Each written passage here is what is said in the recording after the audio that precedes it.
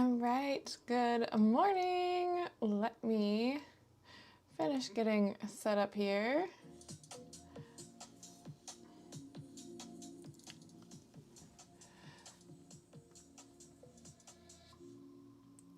So this morning we are working on more pumpkins, another fall painting day. I'm gonna start TikTok live. As I said last stream, so still figuring out streaming slash the process. But I have TikTok here on the side just because apparently I can't do it through Studio right now until I get 10,000 followers. That's per TikTok Live Studio. Don't know if that's true or not, but yeah, I think we have everything going on now. So we are painting pumpkins today for our fall launch. So I am launching a bunch of stuff for fall on my website August 31st, and we have a ton of painting to do. So that is what we are going to be working on today. I need to grab a paper towel real quick. Maybe a few. So I prepped last night. I prepped a ton of just like blank painted pumpkins. So I got the boring part out of the way and painted the backgrounds. So now we can do the fun part and paint the flowers, because last time we just painted a bunch of backgrounds. We didn't do many flowers. So that's what we're doing today. So first pumpkin up is this really pretty teal color. I keep calling it a teal. My boyfriend said it's like a blue, but I think it's like a dark teal. So I've been obsessed with this color. But we are going to paint some light blue flowers all around it. I think I want the stem to be gold, so I might do that first just to get the gold out of the way. And if you guys are watching the replay on YouTube, because I am going to put this on my YouTube channel, let me know. Maybe we're working together. Let me know what you're working on today.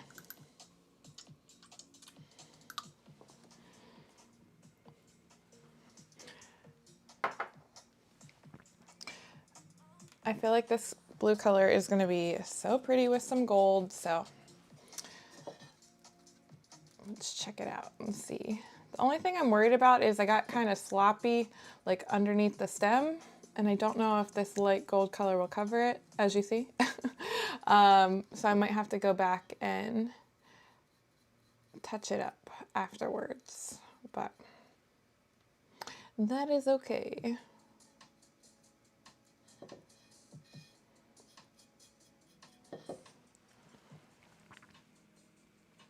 And good morning, everyone. If you are joining on TikTok, I'm also streaming on YouTube and Twitch right now as well.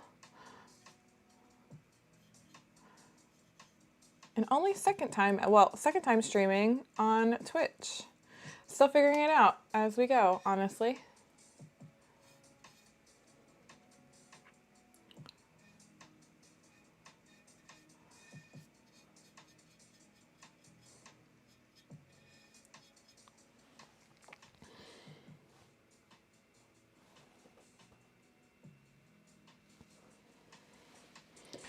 So I talked about this a little bit yesterday, but I did a painted pumpkin launch last year on my website, and it went so well. And honestly, it's so much fun for me to just sit and paint. It's something I probably don't give myself enough time to do. And if you know a little bit about my business, I'm a woodworking business, but I put elements of wood burning and painting inside of my wood pieces, and I love that part of it. It's just completely different than the woodworking aspect of it, and I think it makes my stuff unique. So the fact that I get some time to paint right now is really fun and really enjoyable for me, honestly.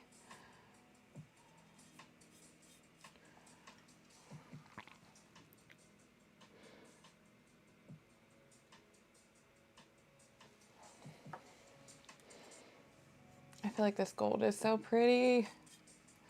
I've been putting a lot of metallics into the pumpkins I finished the last couple days. I'll show you guys actually. I'll go ahead and grab some. That way you can see maybe the color scheme that I'm going for with these ones. I finished it late last night at like 10 o'clock last night. And I was like, oh, I really like this color combo. So I saved these to do that same color combo today. I think we're going to have to come back and touch up some of those areas, but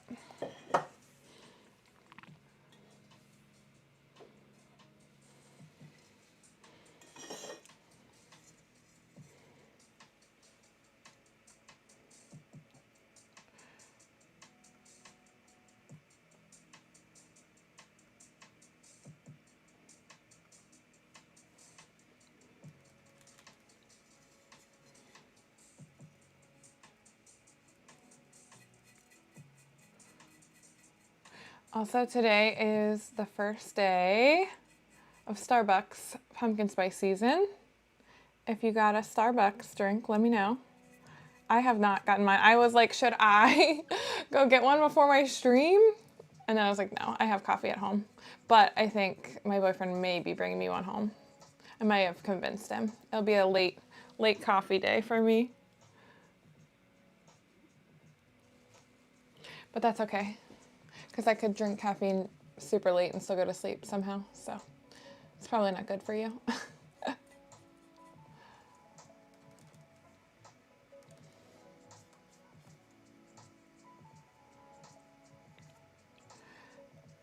When I worked a corporate job, we would always, me and my girlfriends that I worked with, we would always make sure we went early to work on pumpkin spice day and get a drink before we had to go into work, because those Starbucks lines are no joke on the first day of fall for them.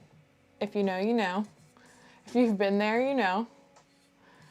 And I don't know, it's not like Red Cup Day, like the Christmas, like I don't even think they do anything special. I think it's just to get a fall drink, if I'm correct. I haven't honestly been to one in a few years, but, or at least the first day in a few years. Hi, Courtney. Sorry, I'm looking on TikTok from the side here, so I'm slowly getting the comments. Good morning. Hope your morning's going well.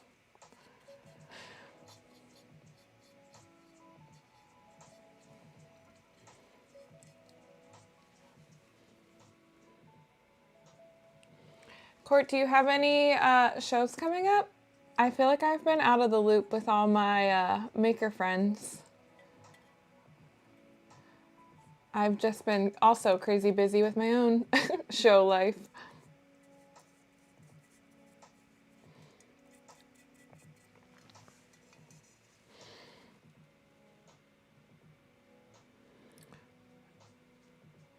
Fall folk. Okay, so I was trying to decide if I wanted to do, and I've never done it before, and I've never been there before, but I've always wanted to try it. So I think I might do the Chambersburg apple harvest happens the same weekend as fall folk, because I honestly just love to like shop fall folk. So like I hate that I have to like work it, if that makes sense. So I was like, maybe I'll enjoy our Fall Folk Friday and then show in Chambersburg Saturday. So if I try it, I'll let you know how it goes. I think I'm going to, though. They have a pretty late, like, deadline for setup, so I still have some time to decide. But I did the one in July with them, and it actually went pretty decent. So we shall see.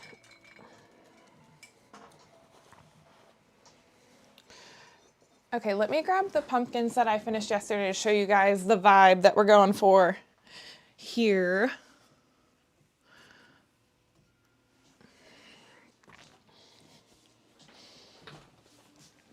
All right, so what I think I'm gonna do with these teal ones, I did this one yesterday, and it's like a little, it's technically like a little candy jar, but painted the inside to match the light blue flowers. So we're gonna do a similar design on just these pumpkins that aren't a candy jar, but I thought this was so, so cute. And then, yeah, same. But my mom is yeah. That's nice when your mom can help. I actually recruited my mom to help me with Chambersburg if I go too, because I never have a little helper. And then this is a candy jar as well, with a whole different color palette. So like a taupe light cream background, copper flower pattern. So, the candy jars are new this year, but I really like them. I'm obviously going to say, like, I don't think you should put like unwrapped candy in those, but like it can definitely hold things. So yeah, I think they're cute. Something different and a little more like utility, I guess. So, I don't know if I need to keep this one here. I'll keep it here just, for reference since I'm doing a similar pattern. Love the copper one. Thank you. I know I've been pulling so many metallics. I want everything to be sparkly this year, and I love that. So we are going to do some blue first, and I have some lighter blue. I'll pull one to show you guys. I painted the backgrounds of these yesterday too, so we got all the boring background painted before the stream. But I think what I'm going to do is, again, put a similar pattern on this, but in the dark blue color. So almost like a reverse, because I'm putting light flowers on the teal and maybe like a darker flower on the light blue. So yeah, that's what we're going to jump into today.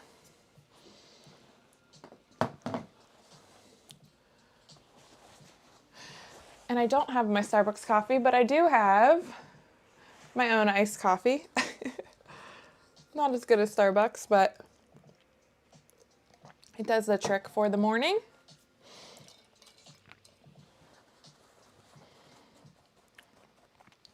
So when painting these blue ones, I mixed actually a little bit of the teal color that I have on the background and mixed some white and then some of that light blue color that I had on that pumpkin I just showed you. So we're gonna get those on the palette first, aka my paper plate, because we're super fancy over here.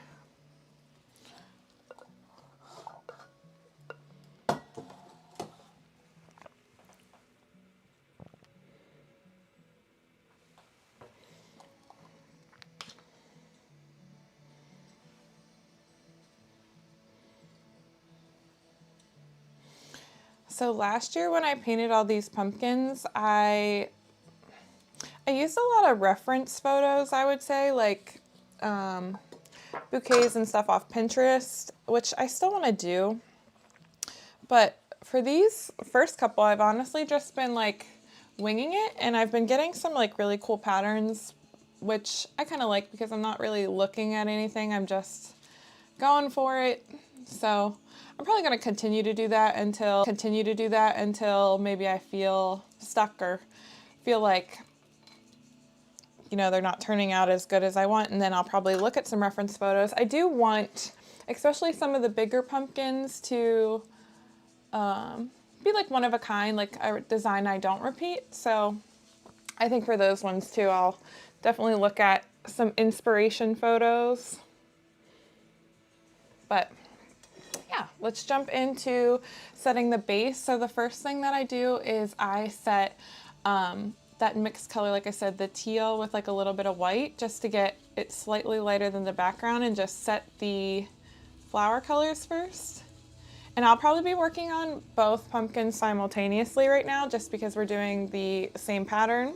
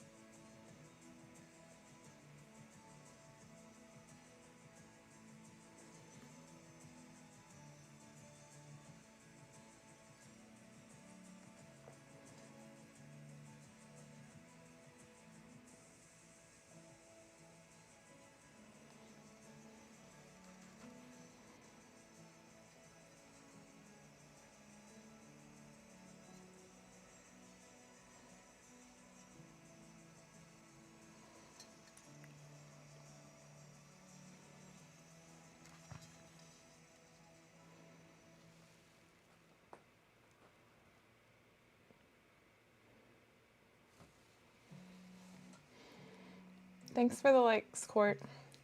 It's funny. So I don't remember her name, but one time, I don't know if you went live with her or you like just mentioned her in your live. Um, I think her name's Judy or Jody. She does cups and she shows up on my feed literally all the time. I think she's live like 24/7. But I see her spinning those cups. She's on it. And she is literally taken over my feed sometimes. Joanne, yeah, okay. I knew it was a J name. That's so funny. Yeah, she's on it. I'm like, girl, you are live literally all the time.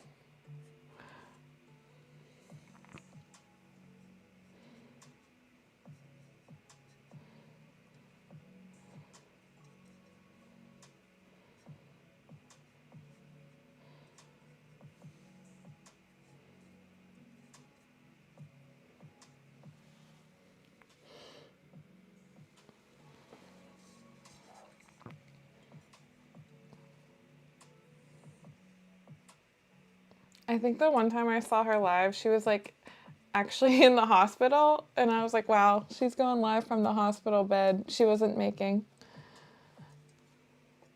I mean, kudos to her. She is really on it. I don't Yeah. Oh, your work schedule changed? Are you like midday now? I don't like feel like I go live like on a normal time when people do. Like I feel like I go during the day and a lot of people go at night, which makes sense like if you have another job. But like even with Twitch, I just started doing this is literally only my second time on Twitch, but like everyone that I see in the morning is from like Europe, which would make sense because it's like their dinner time.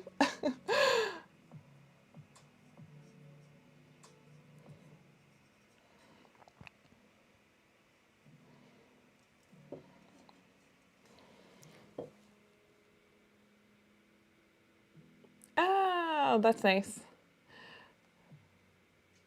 Well, 3 days a week is, I mean, I'm sure that's hard, but it's kind of nice that you probably are doing like the long shifts, right? Like the 12 to, or 12, what do they call them? 12 a day?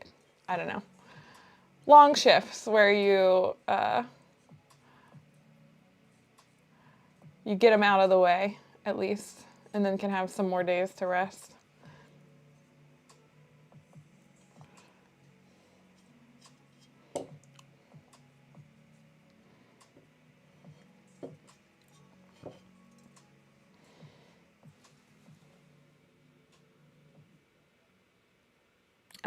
Okay. 3 days up there and 2 days in outpatient. Oh, wow. So then you're traveling to different areas. Yeah, that's hard.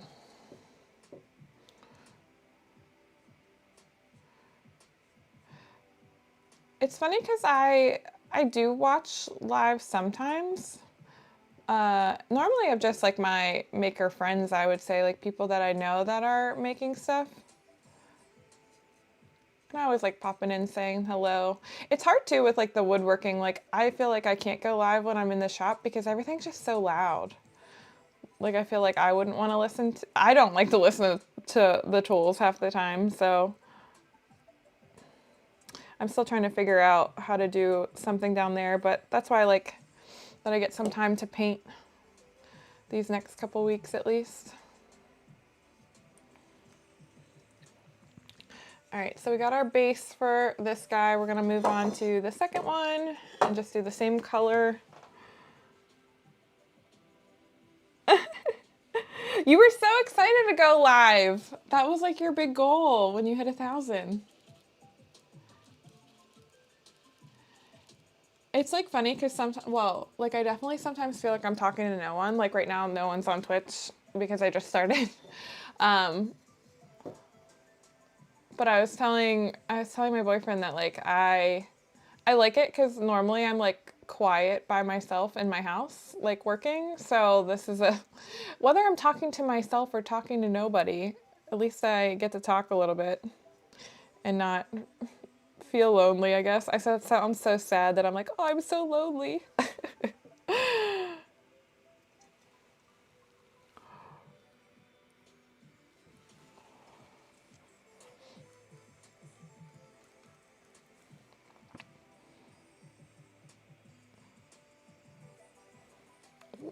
color turned a little too light. I want to pull it back to that more teal color.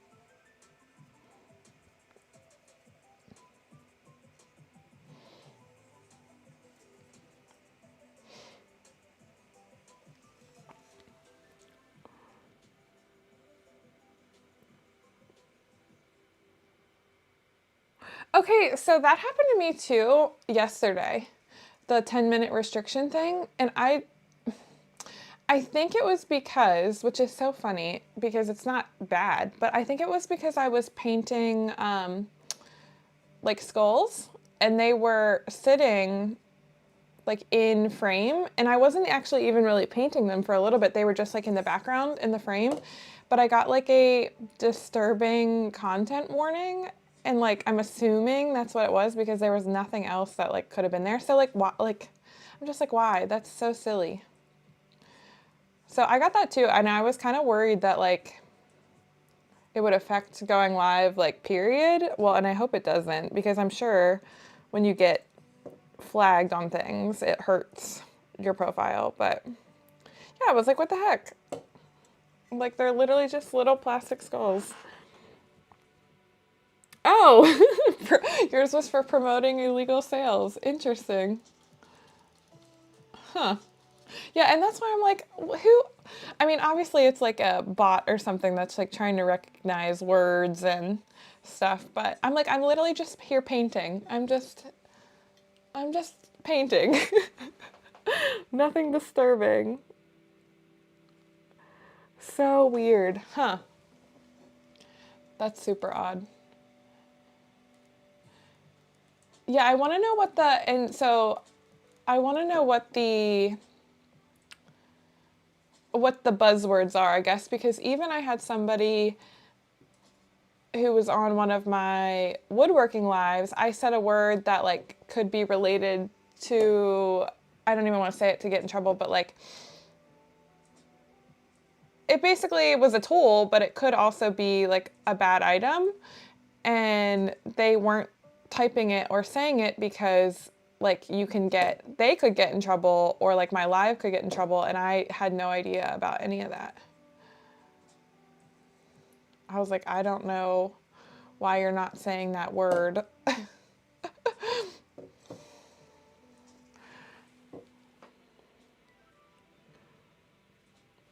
Well, I hope this gives you inspiration to try again. I do like popping into other people's lives though too. It feels silly when you're like the person doing it, but I mean, we still gotta work, so might as well stream it, right?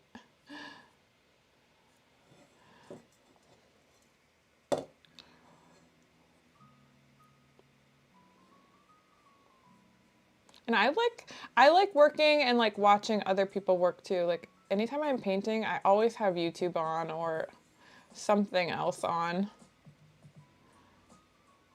I know, that's something more fun about watching like real people instead of like shows to me. I don't really even watch TV that much. I just watch other people's lives.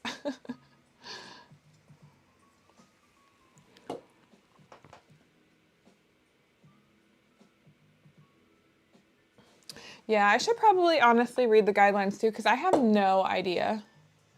Like, and I'm so bad at like reading before I do things, because I'm like the type of person that will just jump in and I'm like, oh, I'll figure it out. Like, let's just do it. But I should probably also definitely do that just to understand why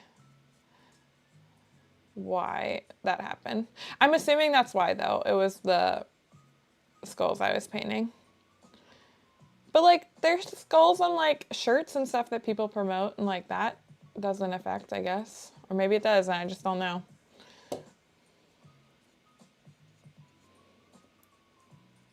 It's spooky season. They should let that happen.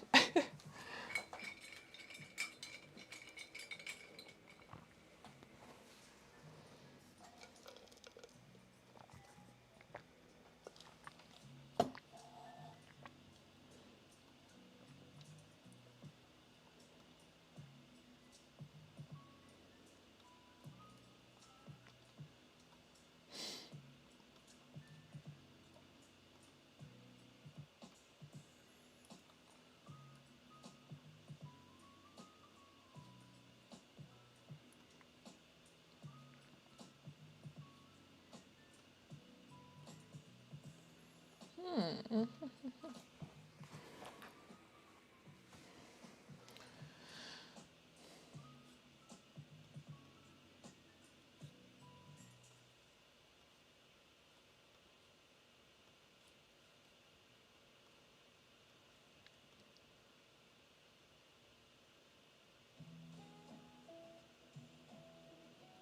we go.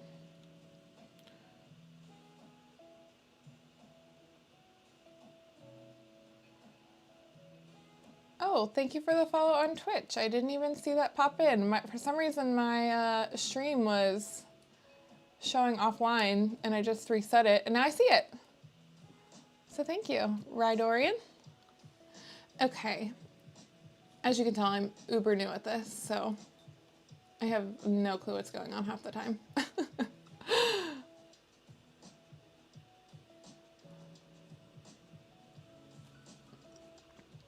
All right.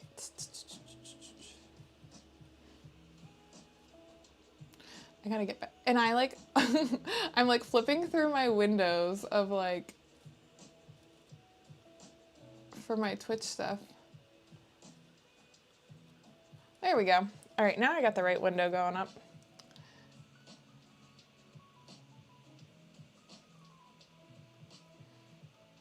Again, uber new. No idea what any of this, what's happening. All right, there we go. All right, so now we have the base color.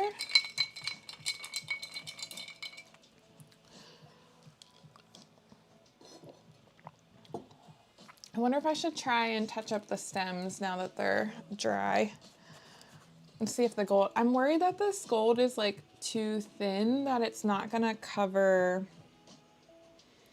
the dark blue paint.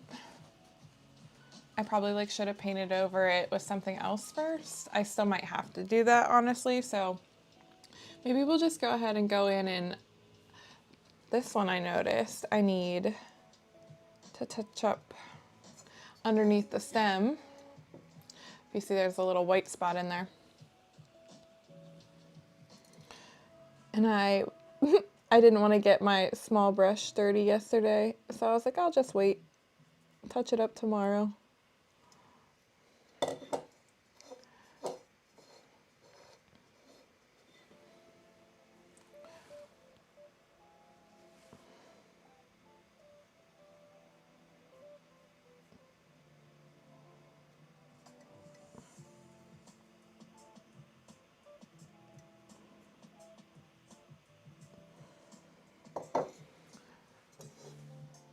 This one has a little spot too. Under the stem is so difficult to get to.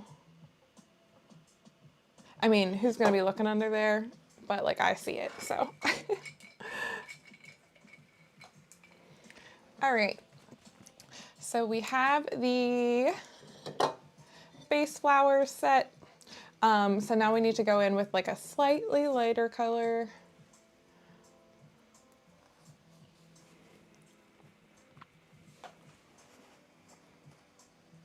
Yay, hi Julie. Okay, is it still frozen? I hope it's not.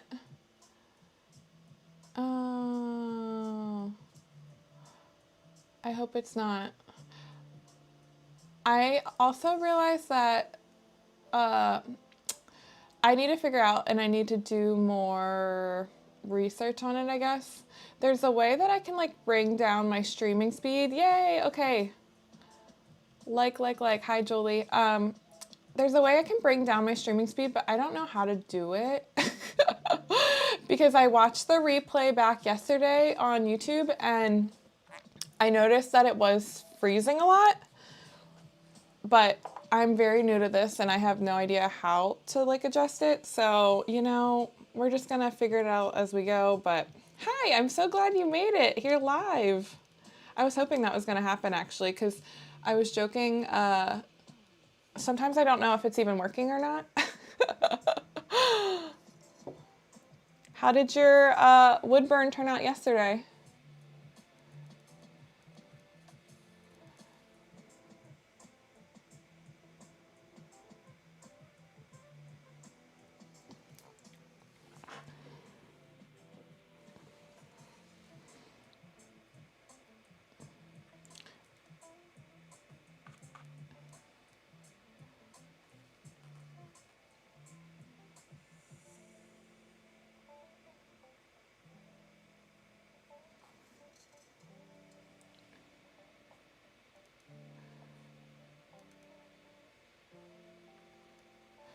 So these colors, I did a like sample one yesterday. I showed it earlier, Julie, but you weren't on, so I'll show it again.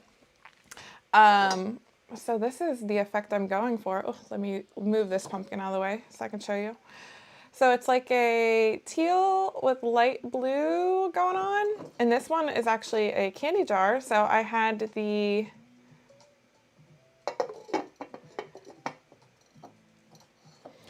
inside painted like the lighter flowers. So that's the effect we're going for.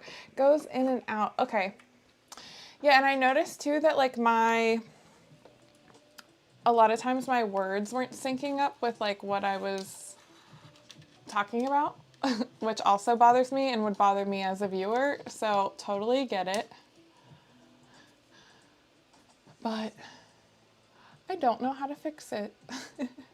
Let me see if there's a way I can do it like in YouTube.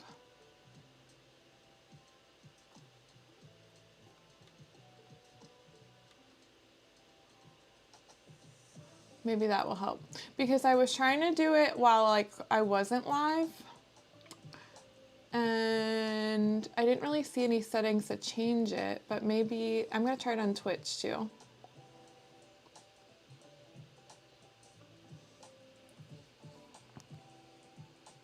Yay, you got all of it done. What was the subject, I guess?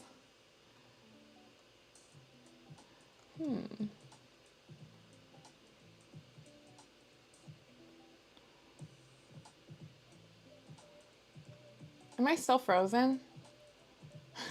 Because on YouTube I look like I'm frozen. I lowered the quality, but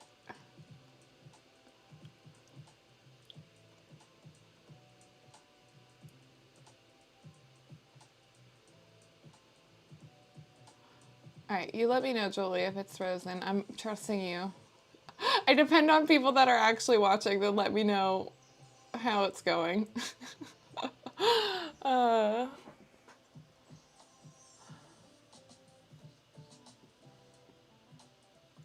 yeah, because Twitch looks a little, like, YouTube looks completely frozen. Oh, see, look, I think you're getting chats, like, way later than when I'm saying it, but that's okay. At least it's going through, at least. So weird. Yeah, obviously, like I said, very new to figuring this whole live stream thing out, and I should probably do a little more research than what I have. I just literally go live and hope for the best. Thanks, Gort. Have a good one. Oh, Chicano, hello. It is good. Not frozen on TikTok. Good. Yeah, so TikTok, I was trying to figure out how to stream on my computer, and honestly, it's probably better this way because I'm doing it like on my iPad. So you guys have like full Wi-Fi, but the other platforms seem to be a little laggy. It's okay, we'll figure it out eventually. I'm still new to this. You learn and you figure it out.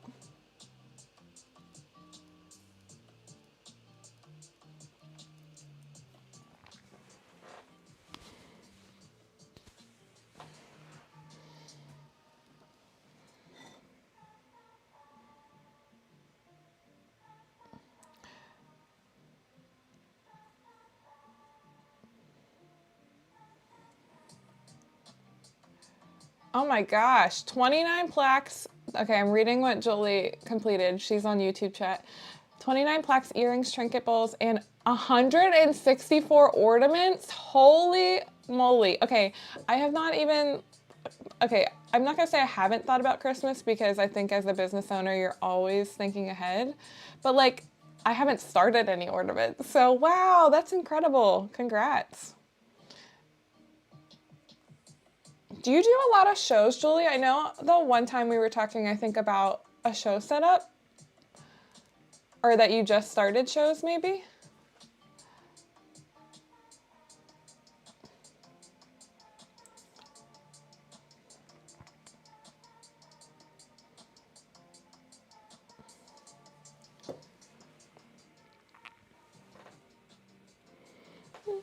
I'm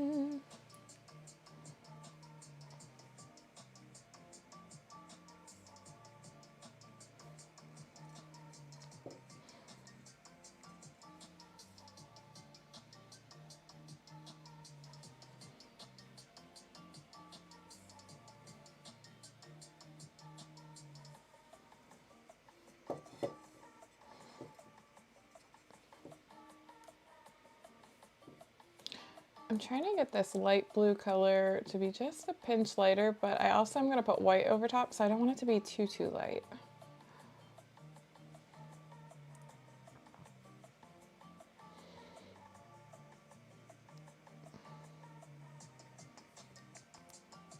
I can't believe you finished that many items. That's freaking awesome. I'm obviously trying to work on all these painted pumpkins for my fall launch. I've done such a bad job of like posting on Instagram lately and like promoting it. So I need to promote it, obviously, but I am just kind of focused on painting the things right now because I have a ton of fall shows. So like, I'm not super worried about the web launch. I just want to get them on the website so they're available. And that's the main goal of the launch, I guess. But I have done such a bad job of like showing what I'm working on other than streaming or attempting to stream, attempting to go live. Hey Tom, welcome in. Good to see you again. Today we're painting, no woodworking today, all painting. The other fun side of my business.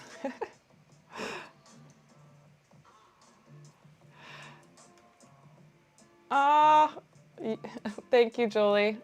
I'm gonna heart your chat. Yay! Again, still learning how to do this. So I had a show.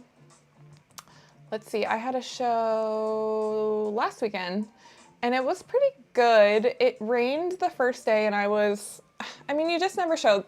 This year for shows has been kind of like crazy with weather. I feel like I've talked to a lot of other people that do shows, and they agree that this year just seems wild as far as weather. But I had a good show, honestly. And you're just always thankful when people do come out in the rain, so at least I am. I always do it with a smile.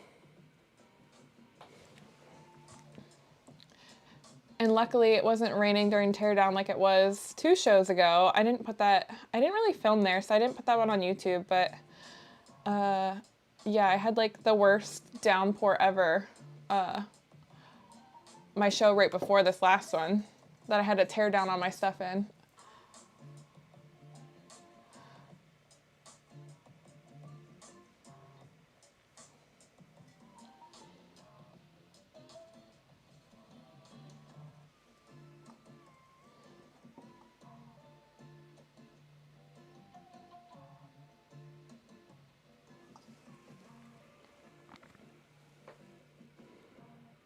Yes, painting is finishing. I love that.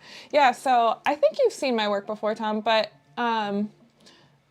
yeah, finishing products is always number one, but I put a lot of paintings like inside of my woodworking as well. Obviously, this is not woodworking. This is pumpkins for fall because we love fall over here. But it's always so nice to sit down and paint. I enjoy it. It's calming to me.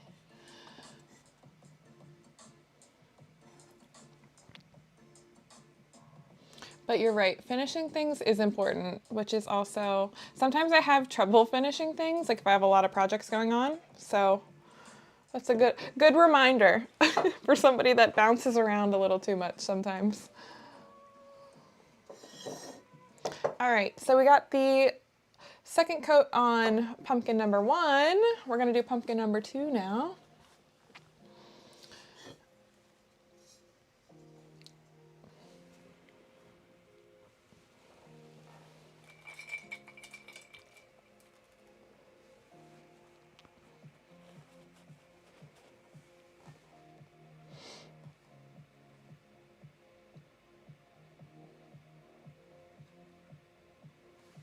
I need a little bit more white, I think.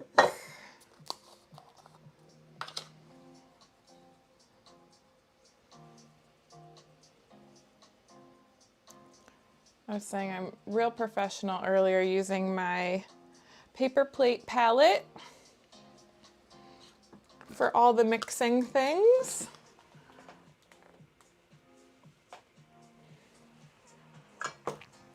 All right. I'm sorry you guys on TikTok can't see like the full view. I did say earlier, but I am live on Twitch and YouTube as well right now, where at least you can see my face and the painting. If you want to see my face, you don't have to. I think it's a cool view to like see both.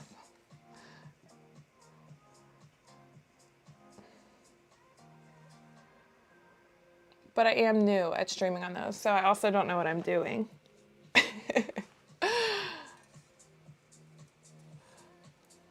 I shouldn't say that. I should give myself more credit for trying, but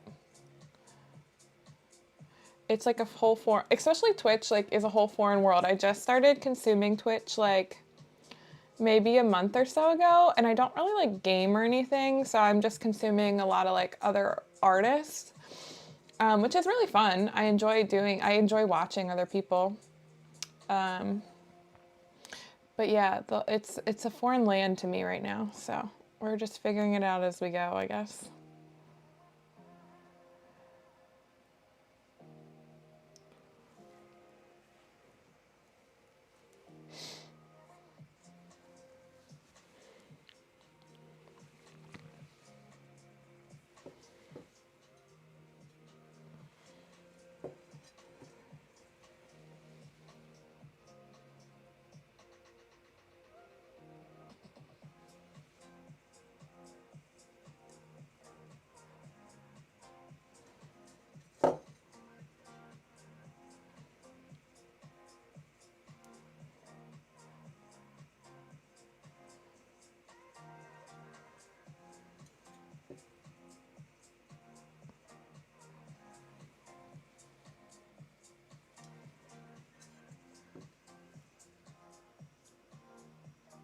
I feel like this pattern, like it feels simple, but there's so many layers to it that it turns out cool at the end, I feel like. I don't know what I was doing with this flower. I'm gonna have to clean this one up. I think that's the first one I painted and I went a little overboard with the petals. Make it work.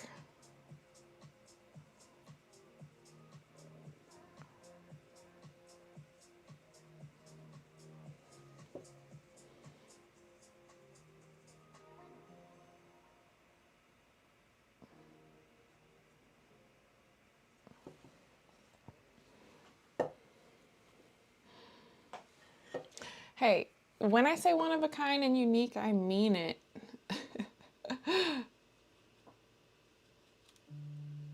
That's the cool thing with like painting these two. Like it's the same pattern, but like they're obviously different in just like minor little ways.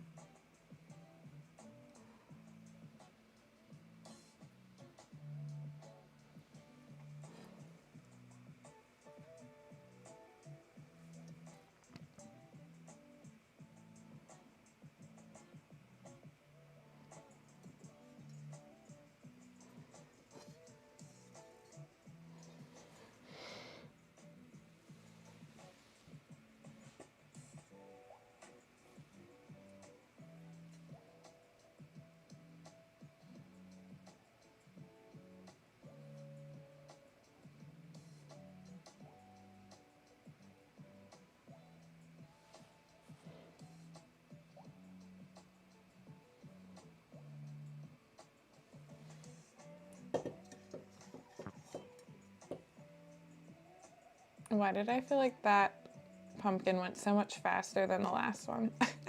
Maybe I was really chatting in the last one. I was a little more focused for that one. All right. So So now I'm going to do some white. So again, like I said, 3 layers of colors. We'll set this one aside, move back to the first one. So we got our dark base, our medium base, and we're just going to go in with some white very lightly. Just add some highlights.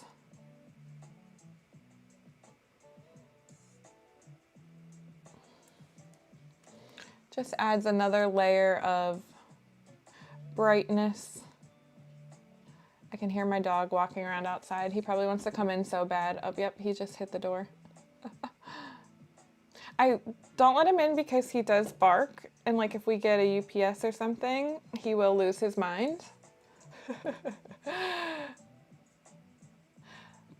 right, Julie said the finishing process is so daunting for me. You seem relaxed with it. Today I'll seal and apply.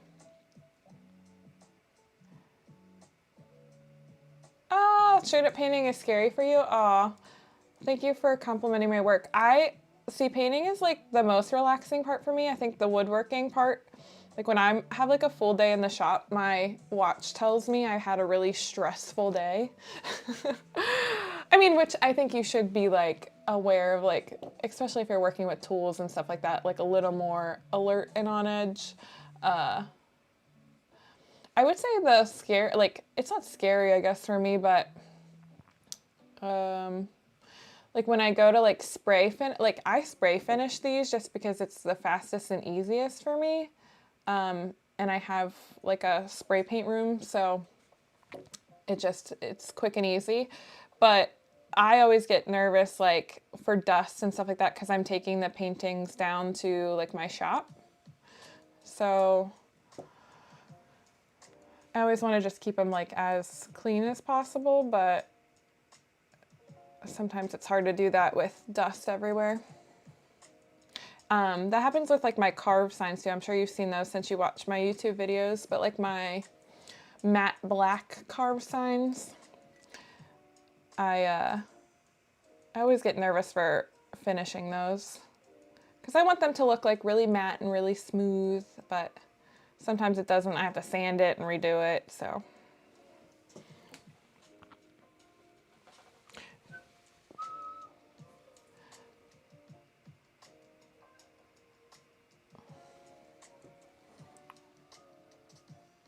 I still can't get over that you finished that many ornaments.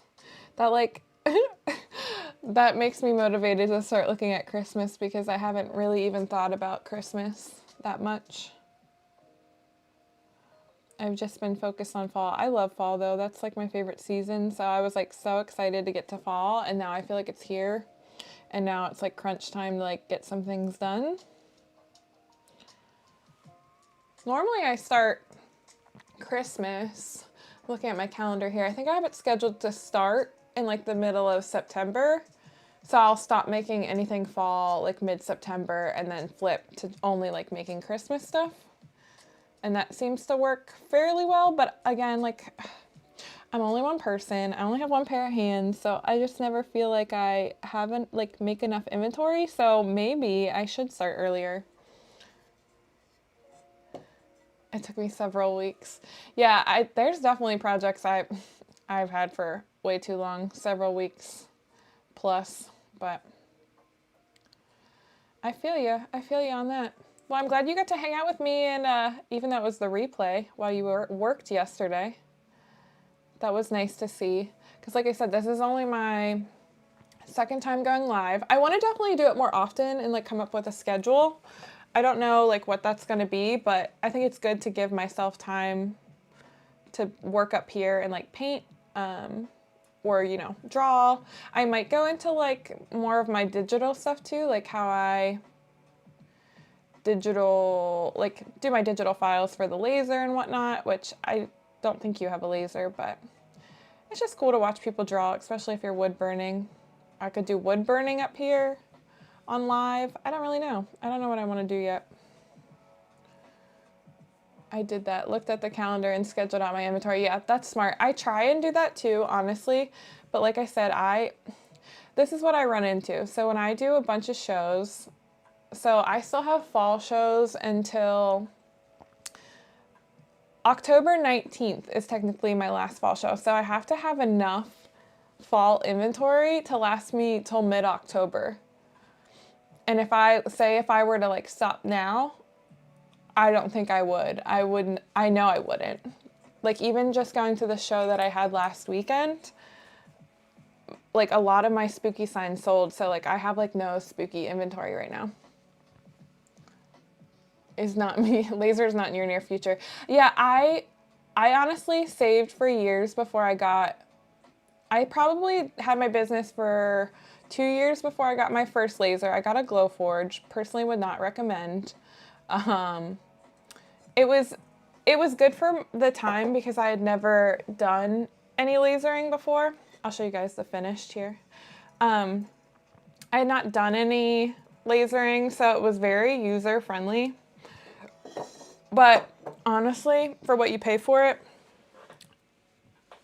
not a great machine, not worth it. So I love the new laser I have. Again, saved for it for years. My bank account hurt so bad at the beginning of the year because I used all my money to buy this laser. I didn't want to do like a payment plan or anything. I wanted to just buy it and, have it. But honestly, and I know this is my full-time job, but I have it paid off. Well, I almost have it paid off in like 6 months. So like 100% worth it, 100% for me worth the investment, because it's just sped up a lot of things. It's allowed me to have more inventory to make more money. So it was definitely the right move for my business, but it was stressful when I first got it. One, learning it, two, the monetary aspect of it. So 100% get that, understand it.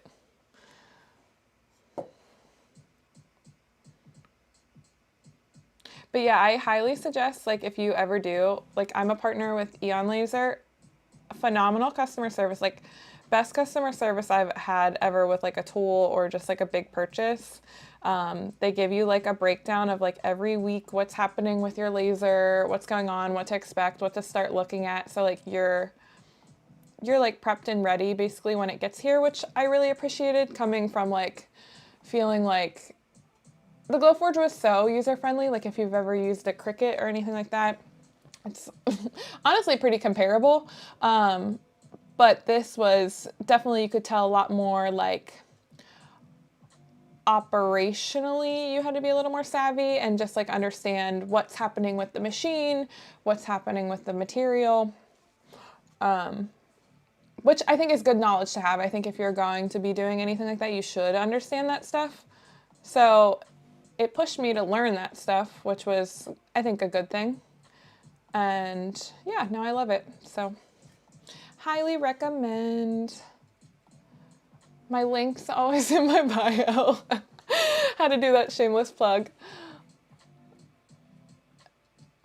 Yeah. Yeah, consider it in a little while. Like I said, for me, like, when I got the Glowforge, I would say, did it help my business? Absolutely. Because I got to produce more with that in the period that I was in that time of my business. But like I said, I don't ever want to do, like, if I can help it, like a payment plan for anything. I don't want to be in debt to my business. I want my business to make me money, not me owe it money. So, yeah, work up to it. I mean, and honestly, like, those times that I grinded to, like, build the money to, like, buy those big purchases was, like, so rewarding. It was so exhausting, but so rewarding. Hi, Anthony. Welcome in.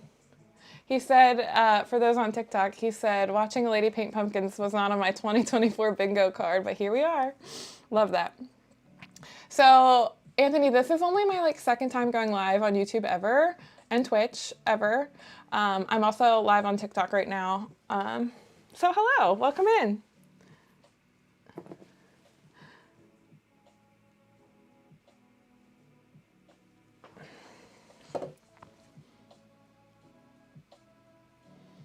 We're setting the fall mood. Today is the first day of fall pumpkin spice at Starbucks, so it felt right.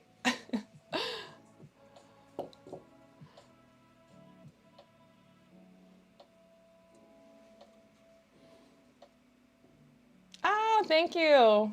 He said my mosaics are awesome. Yeah, so if you're new to my channel, don't know if you are, but I am mainly a woodworker. Obviously I paint too, but I call it woodworking meets art. So I travel to a lot of shows. I make show vlogs, shop vlogs, and now obviously go live, I guess. New thing that I do. But I'm prepping for my fall launch on my website. So I got to paint a lot of pumpkins and get a lot of fall products ready.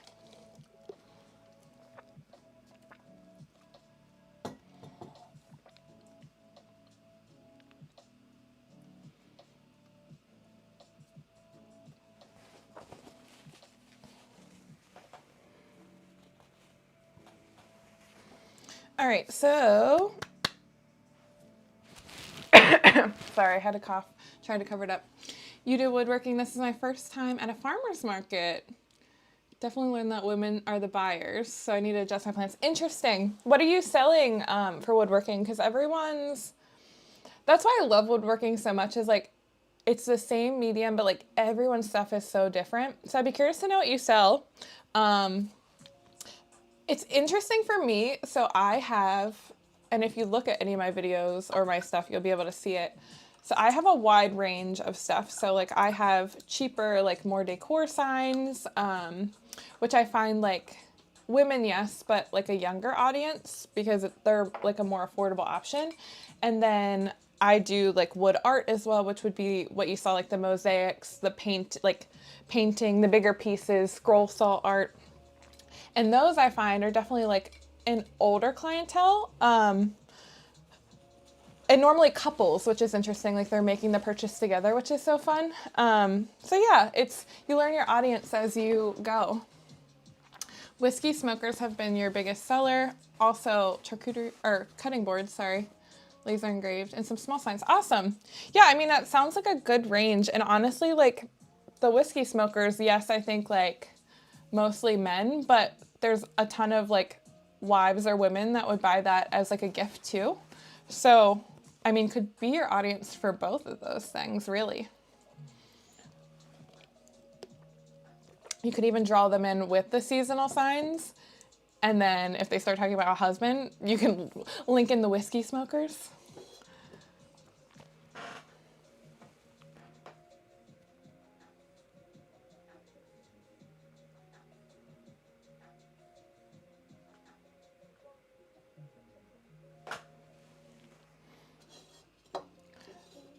All right.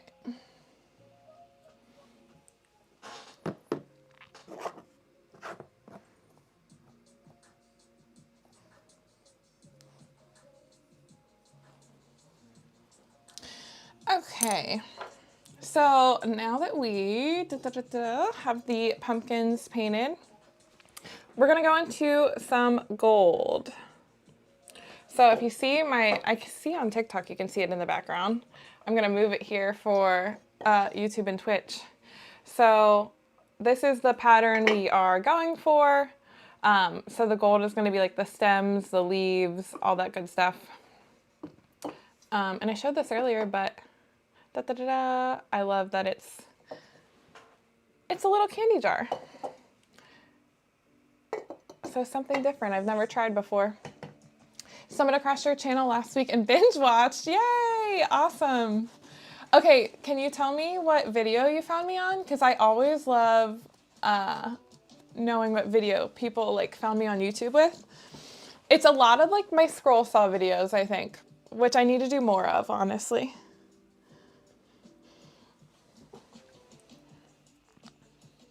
And you got a Wen scroll saw. So I think Wens are a little bit smaller. I have a DeWalt scroll saw that honestly I bought on Craigslist for like 125 bucks when I first started my business. I was telling Julie earlier, like the scroll saw like started my whole business, and it just kind of like snowballed from there to like making a bunch of other stuff. So yay, I'm glad you enjoyed the content though.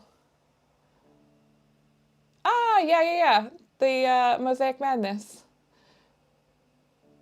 Yeah, those videos have been popular right now, which is funny because I'd made them in March, obviously, but I think they're like just now picking up steam, which is also like the cool thing of YouTube.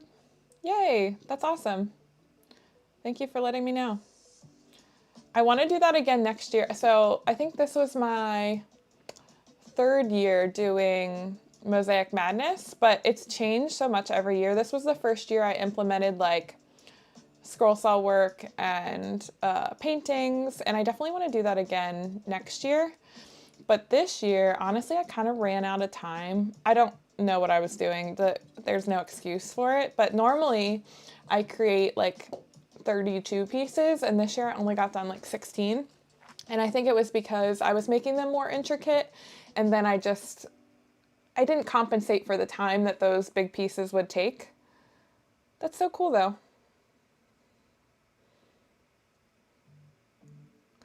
Do you have any plans for what you want to use your scroll saw for?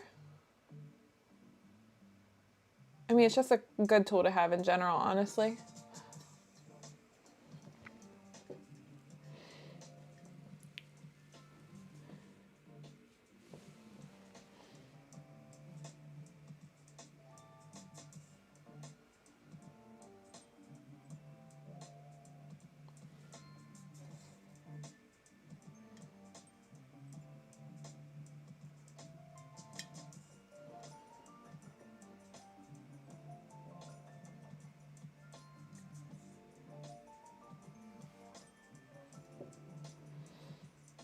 Right now for jack-o'-lantern faces made out. Oh yeah, okay.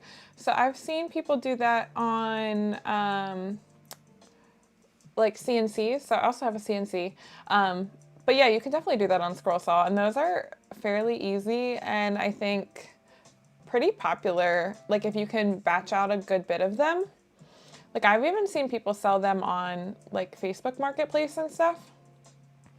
They're cool. I've actually never made any of those though. Like I've seen a ton of other makers make like the cedar fence post boxes. I've never made any. I did it last year on your CNC, but takes too long. Interesting. So you think it's faster with the scroll saw, which honestly, there's some things I like on the CNC and some things I don't. So I totally get that. Like, I just like having a little more control and like tightness with my scroll saw with the blade being so small. I get that.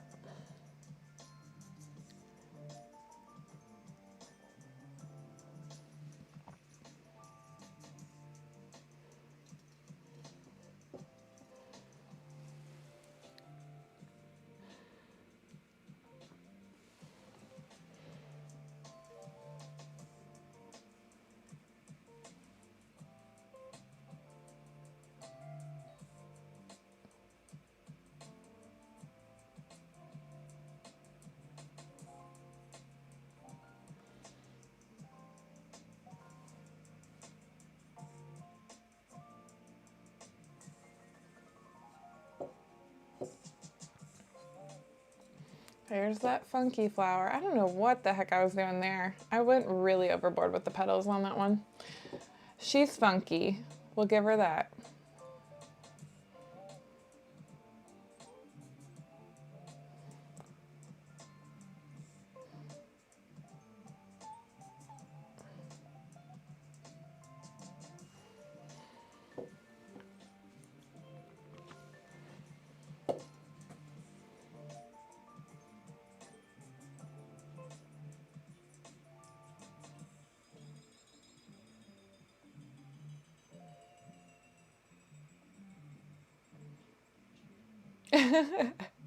Channel your inner Bob Ross, happy petals. Yeah, happy accidents, right?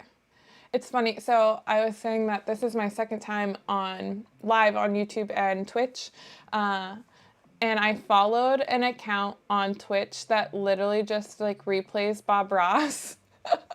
So you could just watch Bob Ross basically like whenever they're live, which is really cool.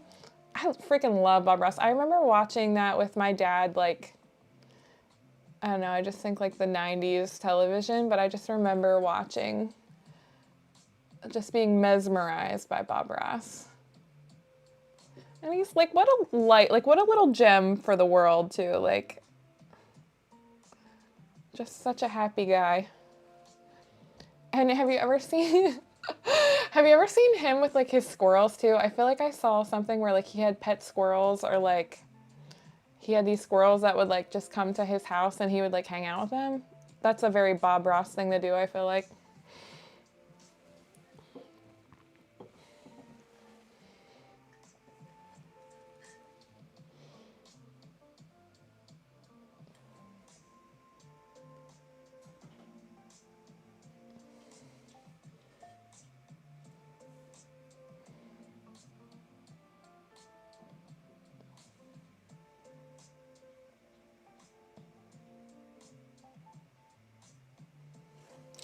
All right, I think that one is looking pretty good. So I think my phone is like slowly falling here. There we go. Pull it back a little bit. All right, pumpkin done. I still think I'm gonna have to go over, I don't think the gold is gonna cover these dark spots on the stem. I think I'm gonna have to touch those up later, but she looks good. Probably through his hair was a nest. Oh, maybe. I know. That hair had to take a lot of work too. You know, he put a lot of effort into that. Natural, but contained. As a curly-haired person, I understand that.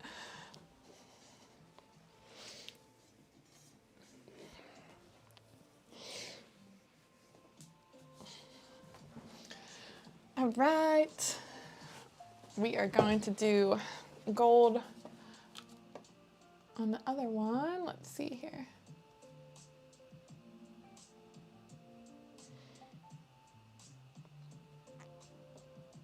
Thanks, Julie. Oh, I've already been on here for an hour. Look at that. Time flies when we're having fun.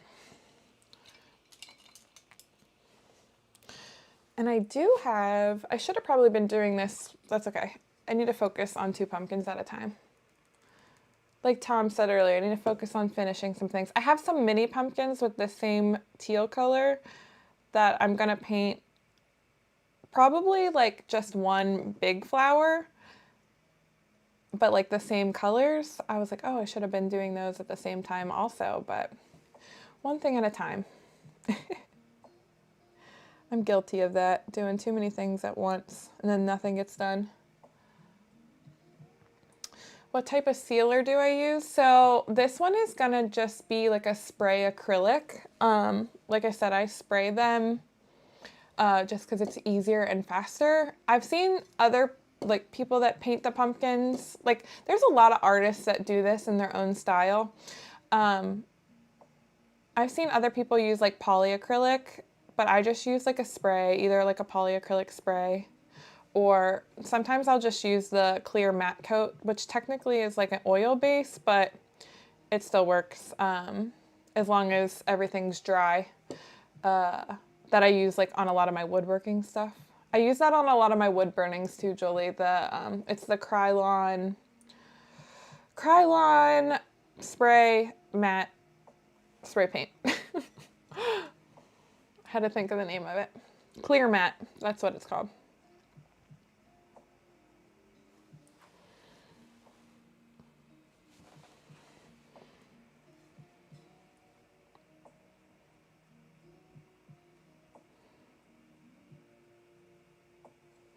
The only thing with the wood burning I've ever noticed that sometimes if I don't shake the spray can enough, it will leave like a whitish residue. I actually think in one of my Mosaic Madness YouTube videos I showed that, but all I had to do was respray it again and it fixed itself. So that would be my only like caution of warning if you do try that.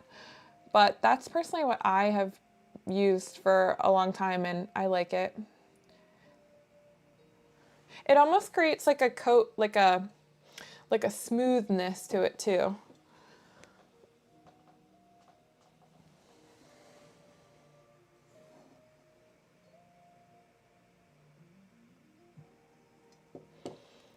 Like especially with some of my scroll saw work, like if I spray paint it and it might not look the smoothest, but then when I seal it with that clear matte, it really smooths everything up.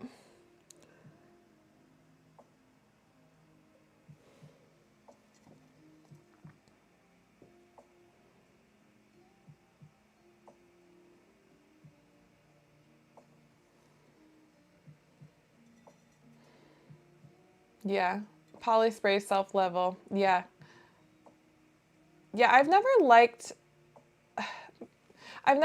some of the spray. Like, I've tried like a true like polyurethane spray, and like it didn't look as good as the like Krylon Clear Matte. And again, it could be user error, but I love that it smooths everything out. It's it makes our life easier, I think, as the maker. Kind of can just make everything look a little more pretty.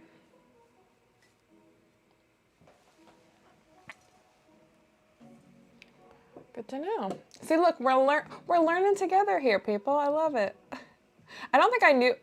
Okay, I don't think I knew that it technically self-leveled, but like from using it, I found that out. So any of my oopsies, I just do an extra spray coat. And I like that it dries really fast. Like, I would say the spray coat that I like, the Krylon, within like 10 minutes, it's like you can touch it and move it. But I'm sure that's not the actual dry time. I'm sure it's like 24 hours, but to the touch at least, you can transport things and move things.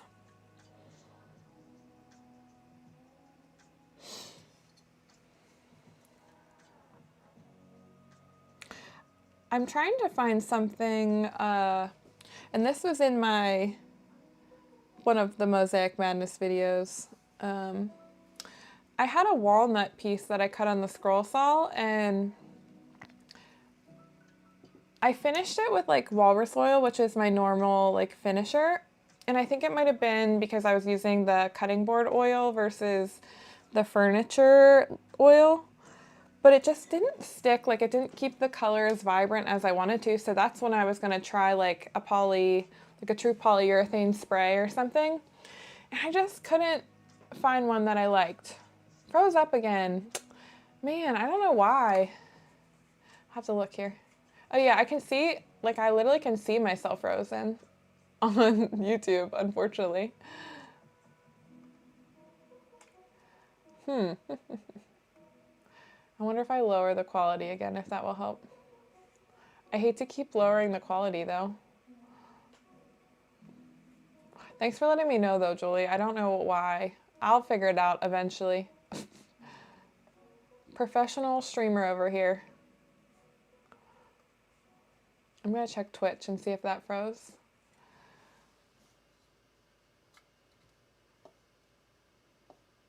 I think Twitch might have froze too. Oh, there we go. Unfortunately, I think it might just be like my internet also, and I haven't streamed yet when my boyfriend's here home working, because I'm a little afraid to be honest, because I think it's just gonna tank the whole internet. You use walrus oil too. The biggest difference is those penetrating coats. Yeah, and maybe I needed a combo of both. I don't really know. Because I know that you have to like for me, even with some of the walnut, like I do 2 coats of the walrus oil, but like they have the cutting board oil, which is different from the furniture oil. Like the furniture oil is more of like a true heavy coat, I think. Like it's meant to like stay and protect, and that's probably what I need to use on my stuff. Like I don't need it to be food grade if it's like wall art. But that was just what I had bought at the time, and of course I bought a giant jug of it. So I actually just ran out of it, or I'm close to running out. So, and they have a Labor Day sale, fun fact, if you need any more.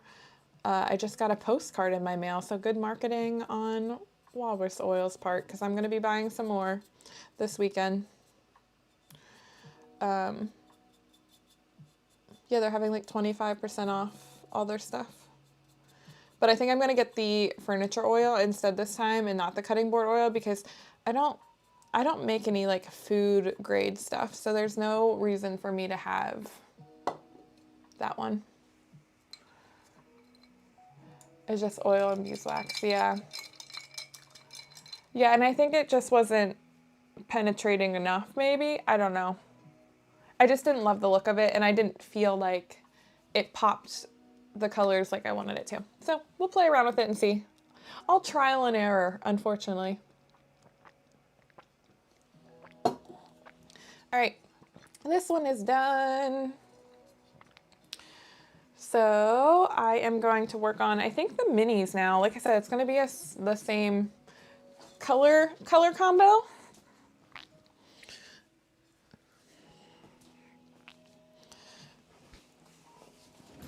And Julie, you probably saw this since you watched the replay, but these are super mini.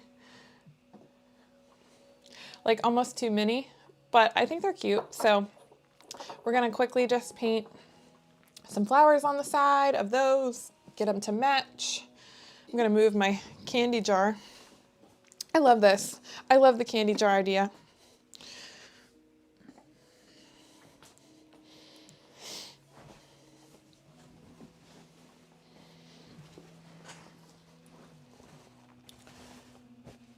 All right.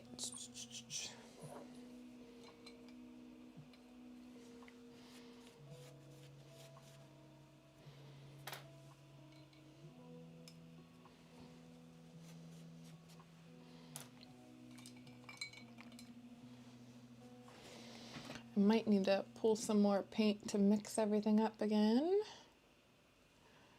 That's why I said I should have been doing them all together, but thinking of using mineral oil on wood burn spoons. Is mineral oil food-based, or are they, I guess the wood burn spoons, would they just be like decor or like actual spoons? That would be like my biggest question, I think.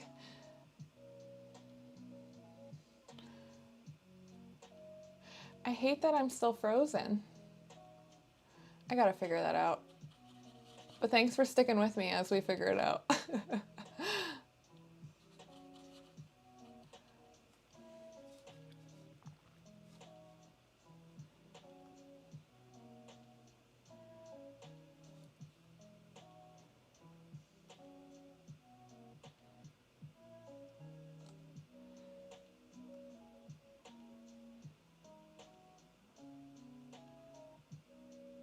Yeah. So, like I said, second time, I watched my replay yesterday and I noticed like every 5 minutes or so it would freeze for like 20 seconds and then come back. Weird, Julie. I hate that you can't see me.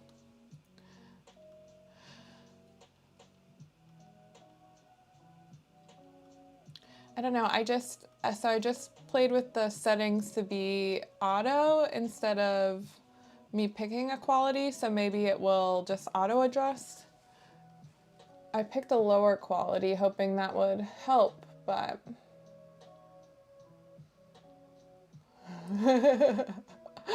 I guess you'll have to watch the replay.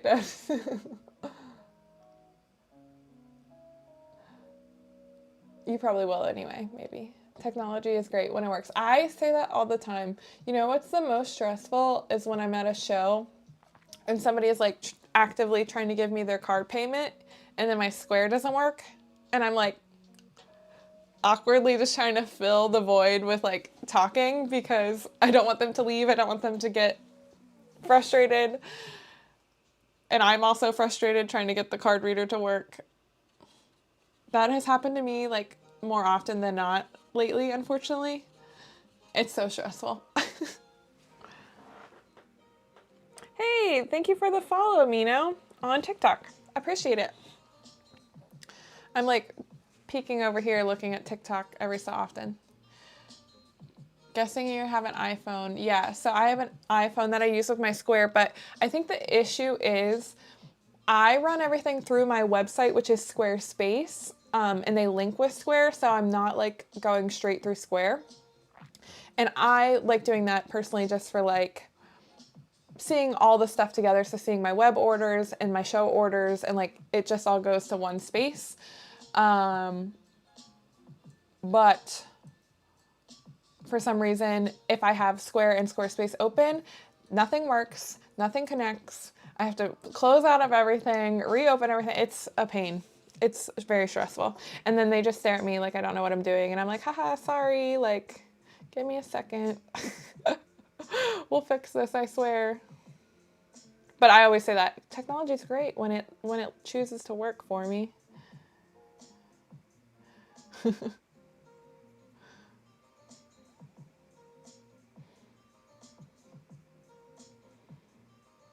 I had the issue too. Apple's Bluetooth sucks. That makes sense. I had the issue too for some reason.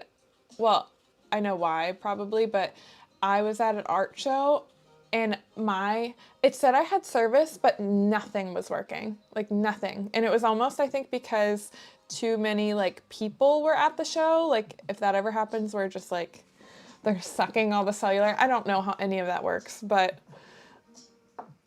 like and then I had to use my neighbor's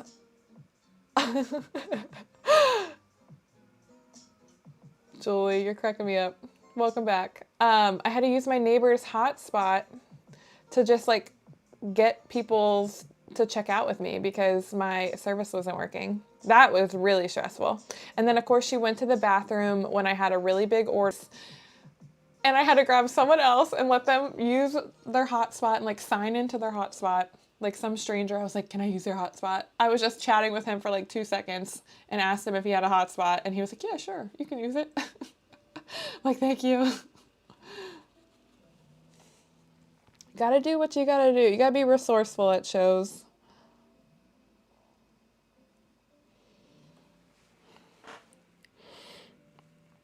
Chicano is back on TikTok. Hello.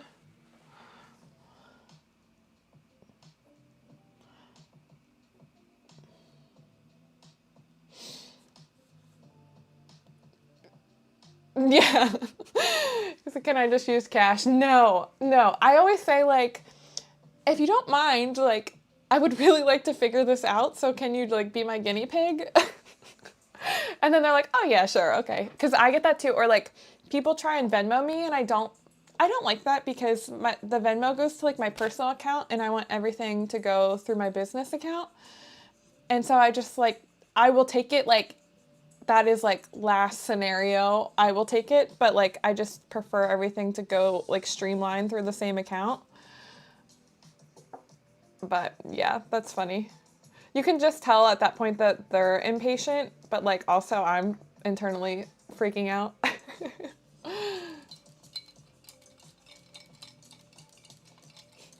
Here, wear the tinfoil hat. Yeah. I also have a theory that Square every so many years like craps out. Like I just had to get a new Square reader even though like nothing was wrong with my old one. It's like every so often I feel like you just have to buy a new one because the updates don't do anything. It's kind of like the iPhone where they slow down your phone, which is probably a proven thing. So you have to buy a new iPhone. I feel the same thing happens with Square and I just had to buy a new one because it was happening to me.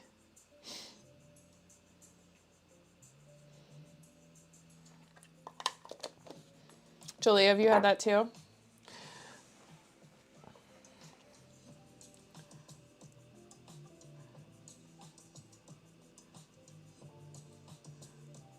Anthony, do you do a good bit of shows?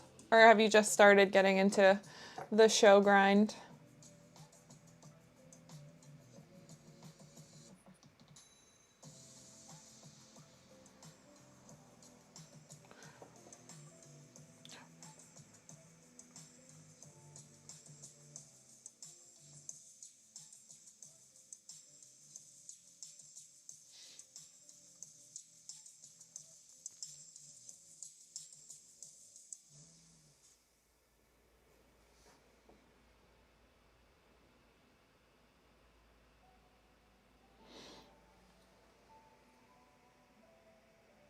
My hand is like shaking. Maybe I had a little too much coffee this morning. I hate when that happens.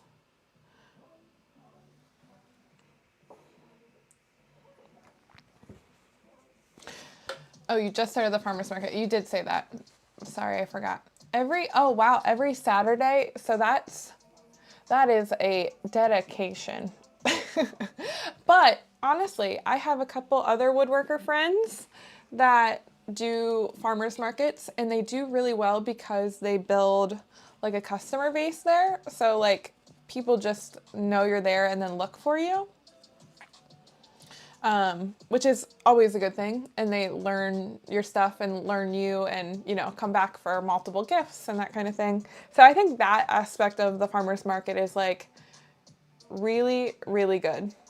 So good. I wish you the best of luck. I hope it's a successful season for you. That is a commitment though.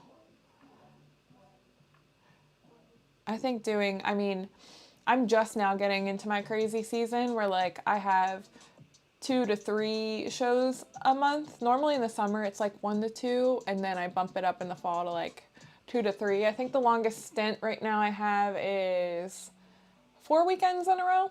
I'm looking at my calendar right now. I might add another one there, so it might be 5 weekends in a row, but even that's like, whew, exhausting.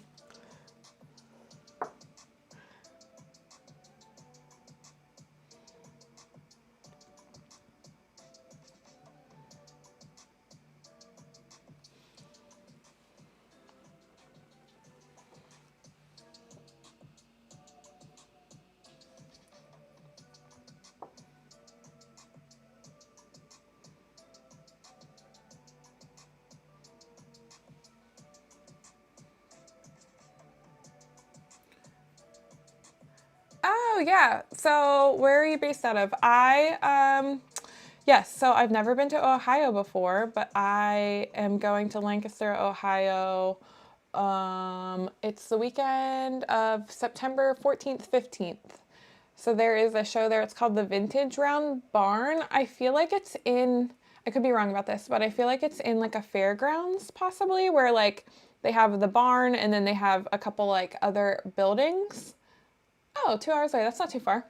Yeah, that show is like 5 hours from me. I've never traveled that far for a show, so I'm hoping it's a good one. But yeah, you should come out. That would be super cool. Um, Sorry, Julie. I know you're probably jealous. She was like, if you ever get to Texas, let me know. um, yeah, so don't know anything about the show really. It looks like a really cute vibe. It looks like my ideal customer base. So I figured let's try it out and see.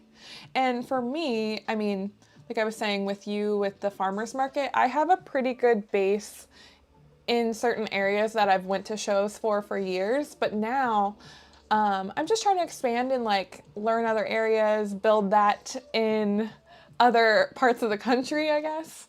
So yeah, Ohio should be fun. I'm excited. I don't know what to expect though. I'm a little nervous. Julie crying, laughing face. Yeah. Hey, maybe one day I'll get real adventurous and drive to Texas, but that's probably going to be a long time from now. I don't even know how far of a drive Texas would be for me and all my show stuff. Very far.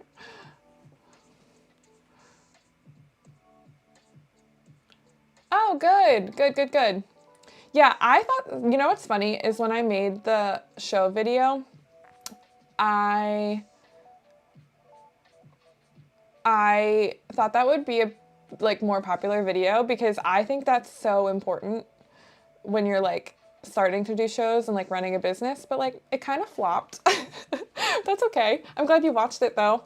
I hope it was helpful. And honestly, I still do that. Like my list is ever changing.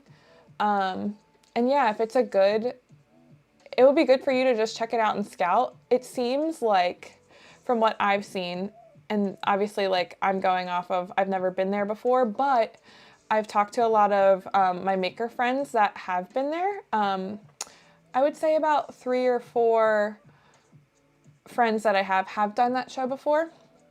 And these are people I've just met at different shows and do different things. So like pottery, leatherwork, boutique clothing. So they're buying and like reselling. They all said it was a pretty good show. There was one, my leatherworker friend said that it wasn't great for her and she probably won't go back. Like she did fine, but it wasn't like stellar enough for her. But everyone else said they did pretty well. So seems like if women are your main buyer, it seems like a heavily populated, like moms come out, moms and daughters come out. Seems to be the vibe, very farmhouse slash furniture slash chic. So doesn't hurt to try it. Texas Gulf Coast, humidity and mosquitoes. You know, you're not selling it well, Julie. You're not selling the Texas travel trip very well. I've only been to Texas once, actually. And I just remember being in awe. If you've ever been to like the East Coast, this will probably make sense. But like, I just remember being in awe of like how far you could see, because I live like literally in the valley, in the mountains. My house is surrounded by trees. And like, I just remember looking out and being like, you can see so much. Like, you could see a storm from like miles away. And that was like jaw dropping to me because I'd never been to Texas before.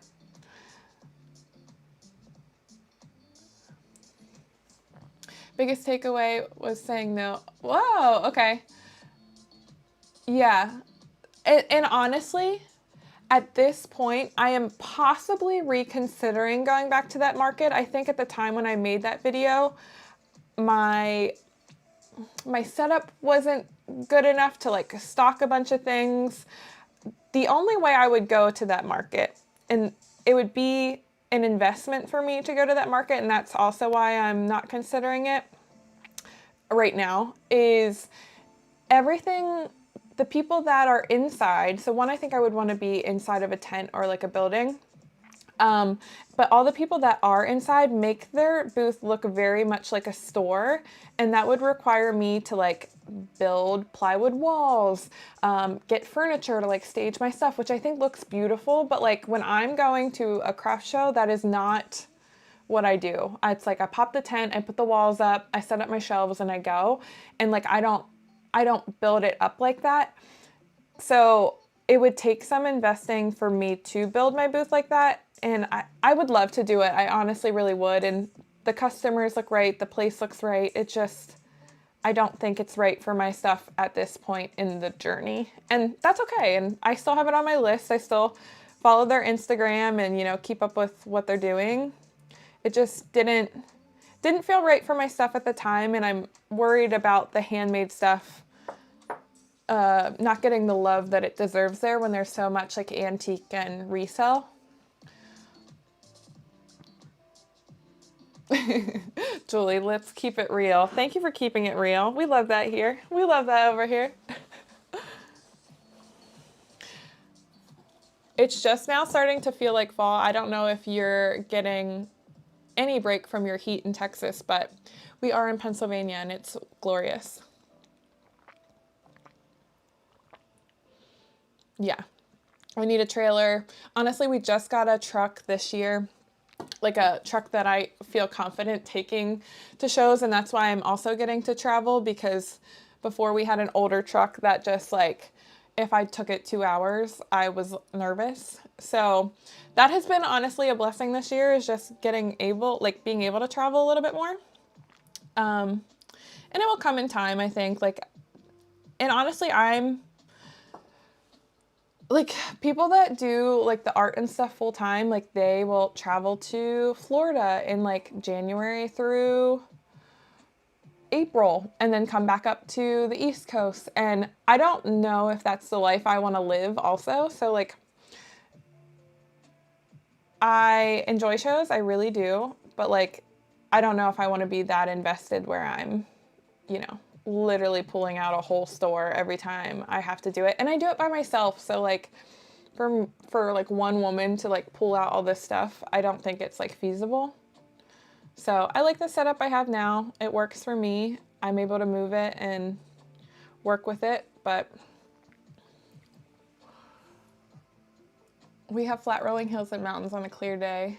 I can see the Houston skyline. Wow, 30 miles away. That's wild. Still 100 degrees though. Absolutely not. I'm so sorry for you. Today in the morning here, it said it was 51 degrees, which is, that crisp air, something about it. Yeah, it is a lifestyle. Show life is a lifestyle. RVing, roughing it. Honestly, I slept in my truck for the first time as like for a show the other day, and it wasn't bad.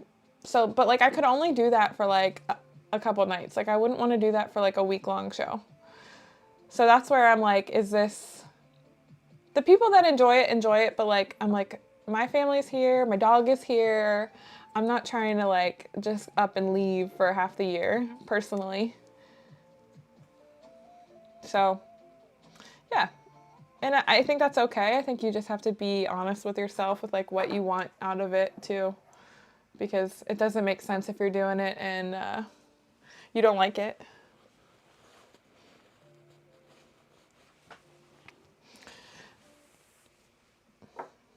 You're jealous, yeah. I feel very bad for you that it's 100 degrees. That's wild. I watched this girl that vlogs on YouTube, and she's in Arizona, which I'm sure is just as hot as where you are. But she was saying that her car like doesn't work sometimes in the summer. Like it gets so hot that her car just won't turn on, which is mind blowing to me. Like if it's in the heat and not like under a roof or like parking garage, it just like won't work.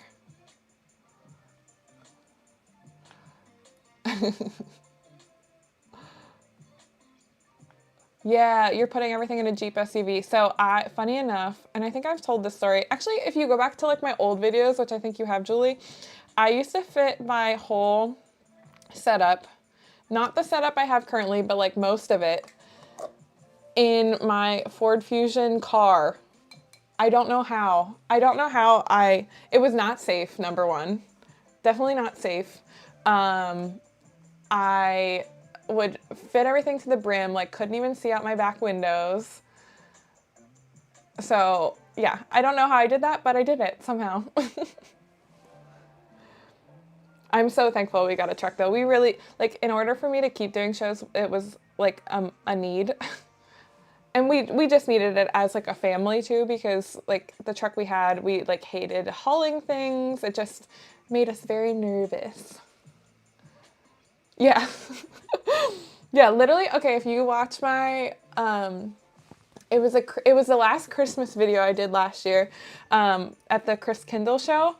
You can see I have everything in my car piled to the top of like piled to the brim, and it was pouring rain when I had to tear down. So I also just got soaked. Everything in my car got soaked. It was a literal disaster.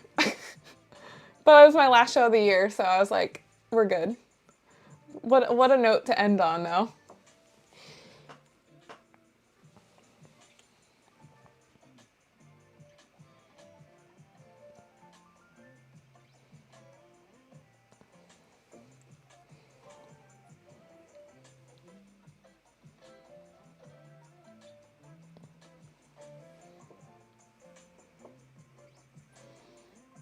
All right, I think I'm almost done with these flowers here. Then we got to add some gold. Yes, Queen of Tetris. Okay, there is a system, and the system could not be broken or like it would not fit. There was a very hard packing system. And that also makes it harder for like things to come out of the car because you have to pull it out from the top, obviously, but then it has to go in a certain way. Yeah, it was a whole thing. Honestly, I'm still like that with the truck though. Like there's a system and like the system cannot be broken.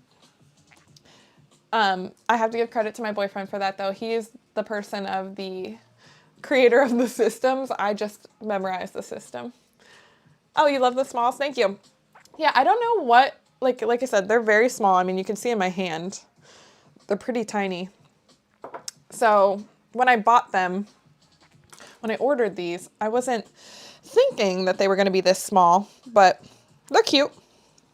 If they don't sell online, I'll probably end up putting them like in the local shops that I have some of my stuff in. I think that will work. And you need to set up an evolution. Yeah, of course. Yeah, like the tent, the walls, everything that you really actually need is always on the bottom. So you have to pull everything out. You have to leave everything out of your vehicle until you can get everything down to put it back from bottom to top. And everything gets wet if it's raining. That's what I've learned always happens to me.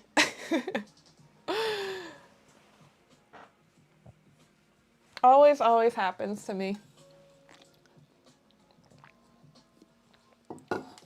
Yeah, my setup has like, I feel like the best thing I have done for my setup this year is I got those like folding shelves. If you've seen any of my like recent videos, I showed them. And it has been a game changer for me, like backstocking things, because I have a lot of repeatable things when I do my CNC signs and stuff. And like those used to take up a ton of wall space, but now that I have these shelves, it's like I can fit so much more in my booth, like dollar wise. Like I always think about like how much money do I actually have in my booth. Yeah, so that has been a game changer this year, honestly. I just did those dots and now I don't know if I like them. We're gonna roll with it. I might not do those on the other ones. Yeah, I don't like it.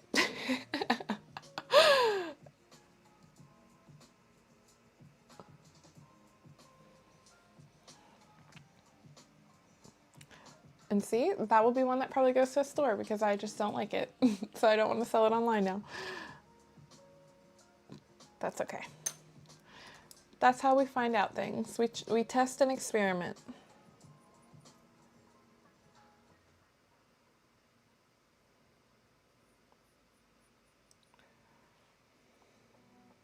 Oh, thank you. I appreciate it.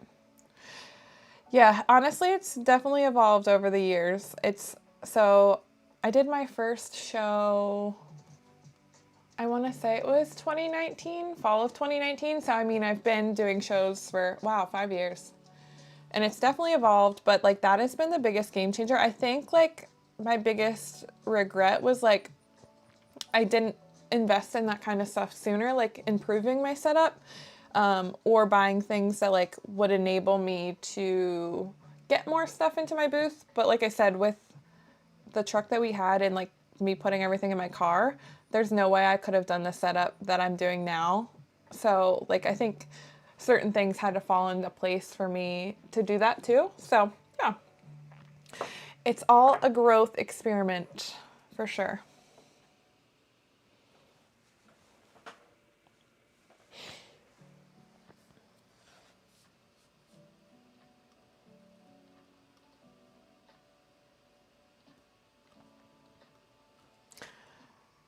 I keep checking TikTok, but I don't think anyone's on there. So one person. I keep like breaking my neck to like check my iPad. It's just so much easier when I can chat with you guys right here. Some of the vendor display stuff is crazy. Yeah, yeah. Well, and people make like a whole business off of that. Like I've actually had other maker friends ask me if I can make their display stuff, which like, could I? Sure. But like, do I want to? I don't want to. So like, I always say no, but I mean, that's a great business model if you like building stuff like that. And yeah, it is crazy though. I think it's a lot of people like the people that would buy stuff like that, like either you don't have the tools, one, you don't have the skills, two, you don't have the time, three.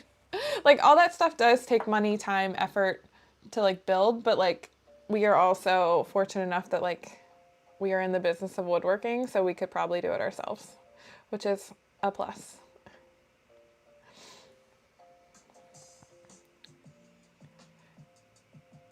And honestly, my brain, I don't know if you've done any, I'm sure you've probably done like building projects. I personally haven't built a ton of things. I built like my show podium and stuff, but I mean, my brain thinks in like wall art. So I normally have my boyfriend just like help me with a few ideas, or like, I'm like, hey, will this work? Like if I want this to be like this way, could I build it this way? So I consult him with like a lot of stuff because sometimes my brain just doesn't think in build mode. I like the dots like that better.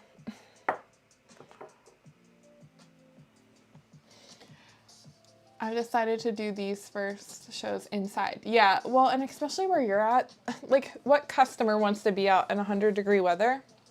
Probably nobody. I wouldn't want to be. I've noticed that too, honestly, even where we're from, like July was so hot and so dry, And I think like sales and shows suffered because of that. So, I mean, I'm sure where you're at, there's a lot more indoor shows right now, and then fall might transition outside a little bit more. And it's nice you don't have to worry, like when you're inside, you don't have to worry about weather. Like that's not something you have to like pay attention to, where I feel like now I'm like constantly looking at the weather report before a show.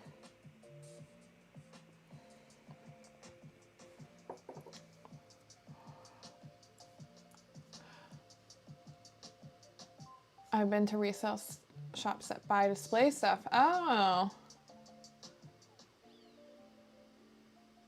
Wow. Okay. That's interesting.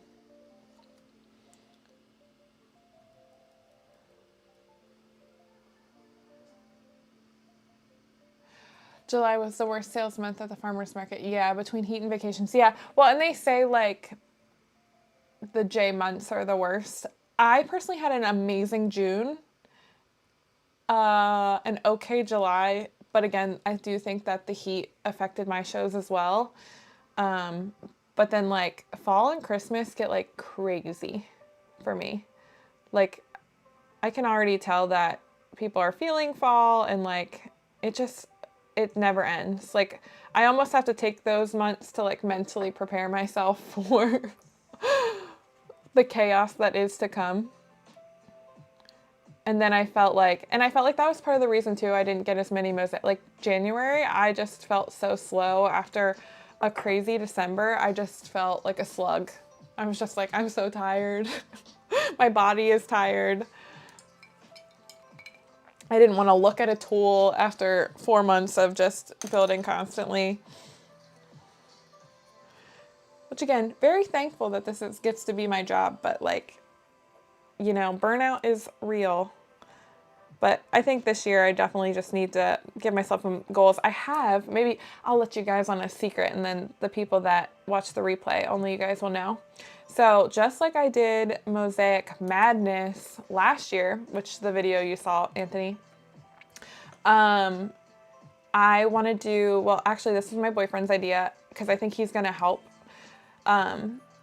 We want to do like a functional February. So just like Mosaic Madness, but we build a ton of like functional pieces. So like mosaic key holders or mail holders or mirrors. I really want to do some like wood burn mirrors where like I have a mirror, wood burn around it, that kind of thing. So we're brainstorming what we can do with that. But I think that's going to be a fun little collection we work on together, which will be fun because we haven't built anything together for a while. This has kind of been my gig for years now. So it'll be nice to have him in the shop too and help me.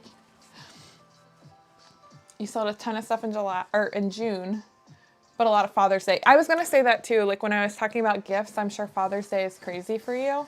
I mean, my stuff is really feminine. So like, I don't get a ton of Father's Day orders. I got some Mother's Day orders because and I was at a show on Mother's Day. So that was really good for me. But Father's Day, not so much for me. That's true about inside. No weather worries. Think of the skit. Sweater weather. I'm so ready. I've been wearing these for a while, but I'm so ready. I've been also buying like fall items. Here's the finished. Sorry, I forgot to show them. Showing TikTok too. So we got 3 minis done. What do we want to work on next? Should we stick with the blue theme? I kind of want to switch. I'm kind of over blue. We're going to go to black. Sweater weather. That's so funny.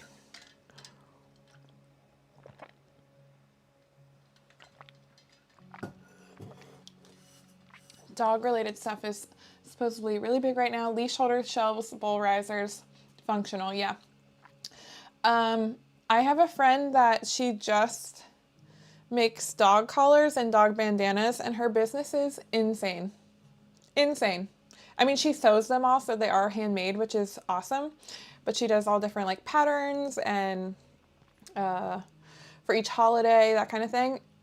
It's crazy. And I love my dog. My dog is my child, so like I get it. I would spend money on my dog.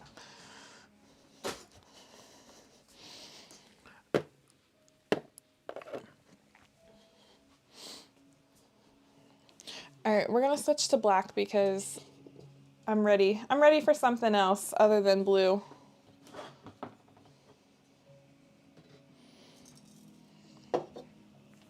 So I made one here. I'll show you guys because I don't know if I showed it.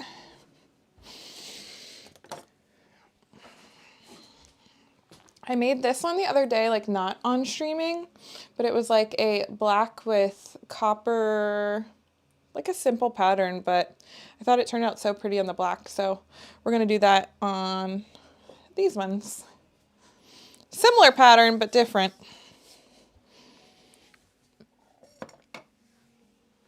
And like I said, I've been so into metallics lately. I'm like, give me all the golds and the coppers. You love my ghost pumpkin. Is that, love your ghost pumpkin? I'm trying to think. Is that the like painted ghost that I did before? But I can't pay for shit. Like I said, I started painting before I started woodworking, so it's relaxing to me. The woodworking stresses me out more than the painting. I'm trying to think what the ghost pumpkin is. Are you talking about the jack-o'-lantern? I don't even think I showed the jack-o'-lantern though. You have to tell me which one you're talking about. Also, I hope you just didn't hear my belly rumble. It is lunchtime, I guess.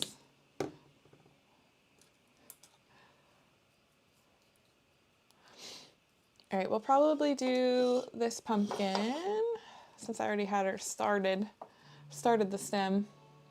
These are really cool if you guys do any painting. Julie, I know you do. I just found these and I really like them. They're like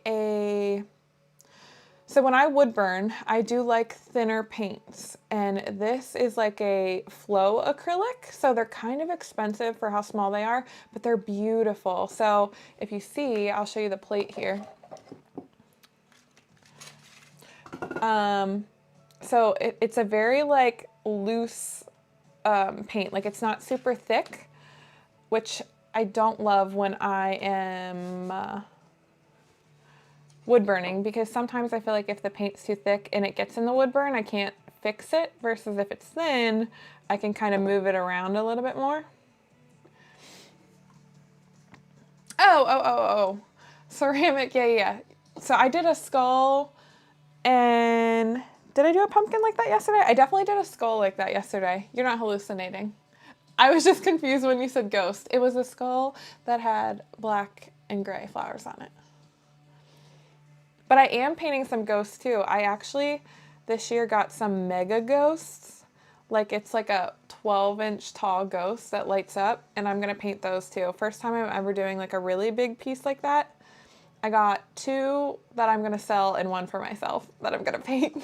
Because I was like, he's so cute, I want 1 for myself. Yeah, you mix your acrylics. Yeah, sometimes I do that too.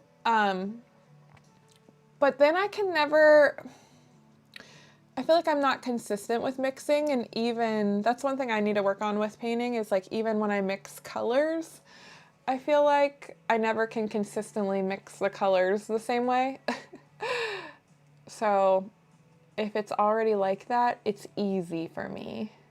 And I like how bright these are. Like I've done acrylic metallics before and they're never this vibrant. I'm hoping it stays that vibrant once I seal it. That's the only thing I'm a little worried about, is if it might dull it once I put a seal coat on it, but they're real pretty.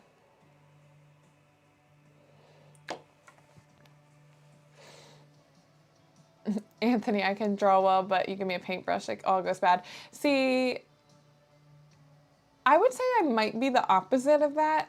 Like if you gave me a pencil, I think it would look like crap.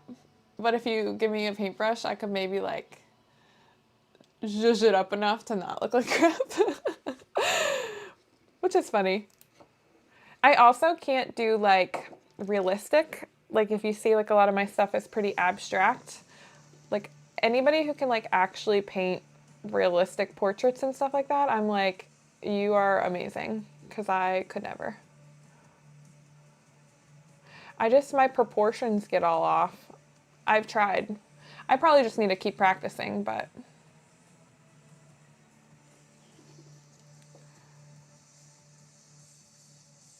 What is this song? This is like kind of a spooky song. We're really feeling, I'm gonna change it because I don't like it. We're really feeling the spooky vibes.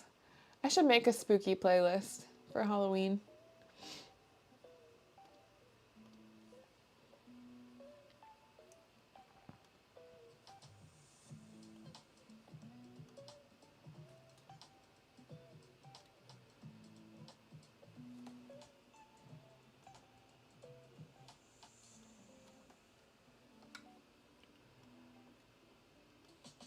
Sorry, I'm moving my windows around here. There we go. So I can see everything.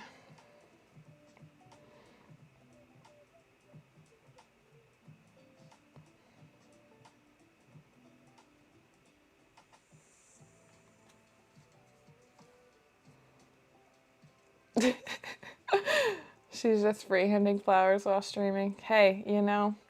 But if you look at my feed, that's all I do is flowers. I need to broaden my horizons probably, but that's what I like. So.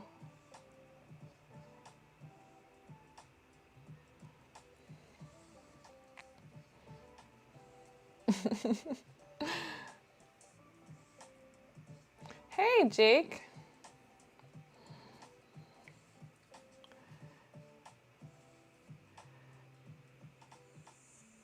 Julie, I don't know if you told me, do you have a certain thing that you draw on your wood burner, or is it just like a little bit of everything? I mean, if you're doing ornaments, I'm assuming like Christmas stuff?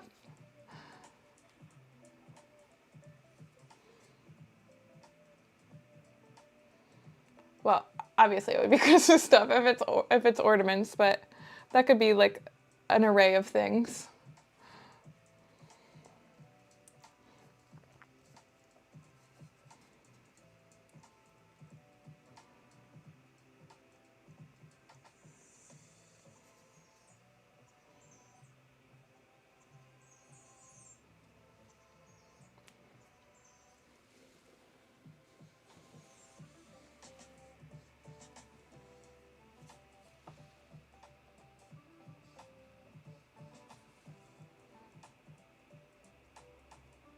Hey Jake, if you're still on here, you should go on the Twitch and give me a follow. I don't even know if you have a Twitch account, but I know you could just let it run for a little bit.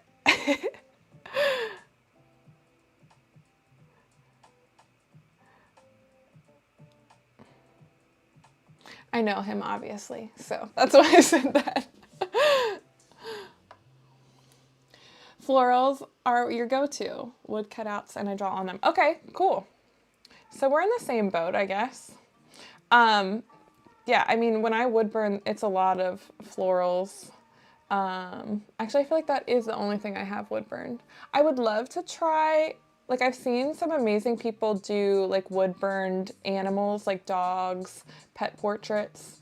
But again, like I just don't draw super realistic. Like it's definitely more of an abstract. So I feel like it would just not turn out well at all. But I have been mixing a lot of painting with my wood burning. I actually have a friend that like strictly does that. She wood burns and she paints like inside of the wood burning, and it's stunning. And her style is like very whimsical, very, I want to say like fairy tale, or like, I don't want to say mystical because that doesn't fit. Like cottage core maybe. Gosh, if I could remember her last name. Her first name's Amanda. I can't remember her business name, but it's beautiful. So I was like, I want to try doing some wood burning and painting like in my style, and I absolutely loved it. And I want to create more pieces like that. I just haven't got to recently. If it's wood and I like the grain, then you'll burn something on it. You know what's funny? My boyfriend tells me I also am not allowed to get any more wood because our wood storage is exploding. And I'm like, what do you mean? They're all different. I think my problem is I have so much and I don't use it fast enough. So then it like things collect, or people are like, hey, do you want this like reclaimed wood? And I'm like, absolutely. And then it sits there for like 3 years before I get to touch it. So sand shading is cool to add. I don't know if I've ever heard of that. I'll have to look that up. Sand shading. I feel like too, like the wood burning is still really new to me. I feel like I am still learning like the different like nibs and stuff like that like what they can do, what a lot of people use them for.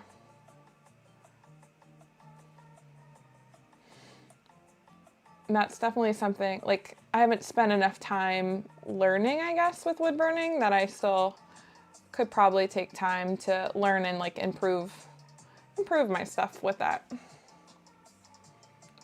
Yeah, I don't know what sand shading is either. I want to look it up.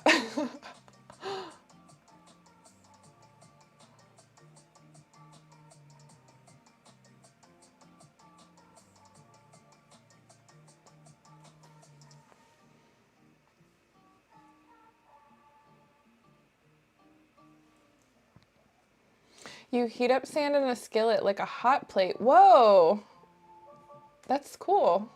So I wonder, does it give like a grained effect, I'm assuming? Or like, I would assume the deeper the sand goes, the hotter it gets. It creates shading on the wood. Whoa, huh. I've never heard of that. You gave me something to Google after the stream. Like a gradient. That's what I was thinking. Like, and it almost would probably have like a lot of texture too with the granules, I guess is what I'm thinking.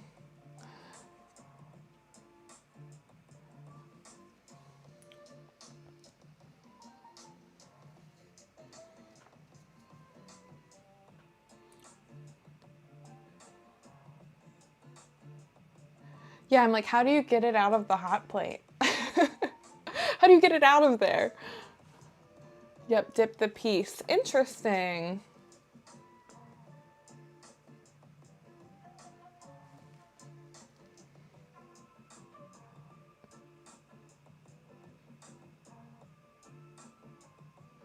I feel like I have enough, like, I feel like I have a hard enough time controlling shading with like the actual tool. I couldn't imagine trying to shade with sand.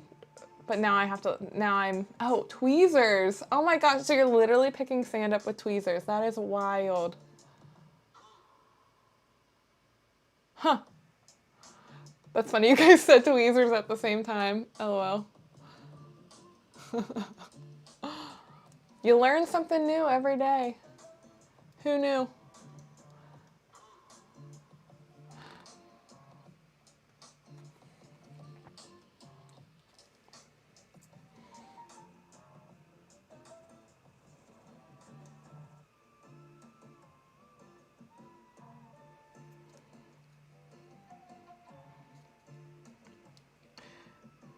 Yeah, now I'm invested in looking it up at least because that sounds so interesting. Well, and like how cool of a story, like I love telling the story of how things are made at shows. Like how cool could you be like, I picked up sand with tweezers and made this effect? Like who does that? That's so cool.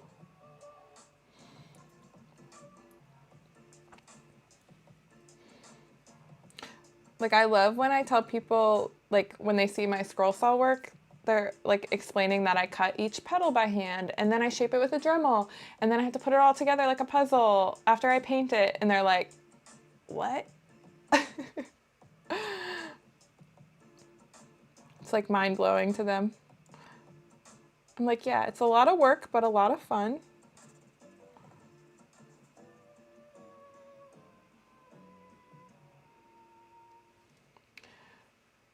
You like the effect of the pumpkin. Yeah, this one, like I said, I randomly made this pattern yesterday and I was like, wow, I really like it. So we're gonna make a couple more.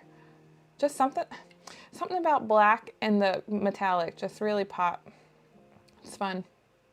But like it's like spooky, but not also. Like the black is Halloweenish.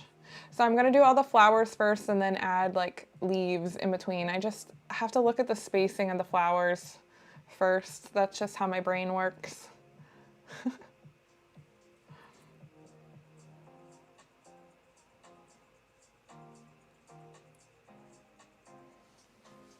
Haven't checked TikTok in a while. Sorry, guys. Sometimes TikTok too, I like don't go live that often on TikTok, but like after so long it makes you like just say you're still alive and like put a puzzle piece together. And I like missed it last time and I was like, oops, sorry. Guess I wasn't paying attention, you guys.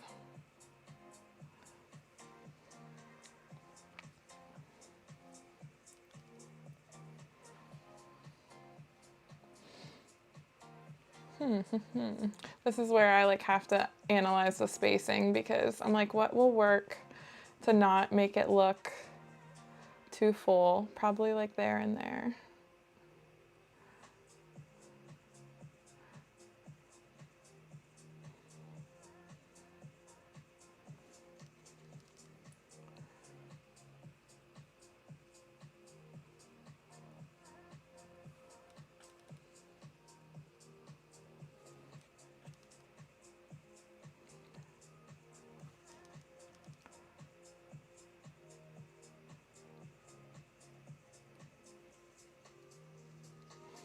All right, I think if we do one there, kind of in the middle-ish, maybe, a little off to the side.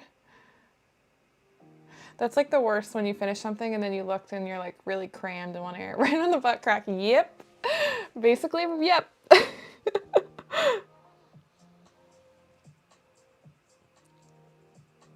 I did a similar pattern. I showed it earlier in the stream on a like one of those candy jars. It was a light color with like copper metallic. And then I noticed when I was done on the lid, there was like one spot that I like should have added another leaf. And I was like, dang it, I'm gonna have to go back because that's gonna bother me that there's this empty hole right where something needs painted. So I need to remember to do that today too so I don't forget before I go and try and seal it. I think I'm gonna try and seal a lot of these today too, a little later.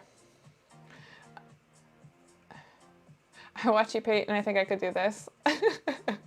Hey, you know, practice makes perfect. I think that way of like other people though. I'm like, my red flag is like watching you and thinking this is easy. Like gymnastics on the Olympics. I'm like, double, triple flip. Absolutely, I could do that. And then break my neck.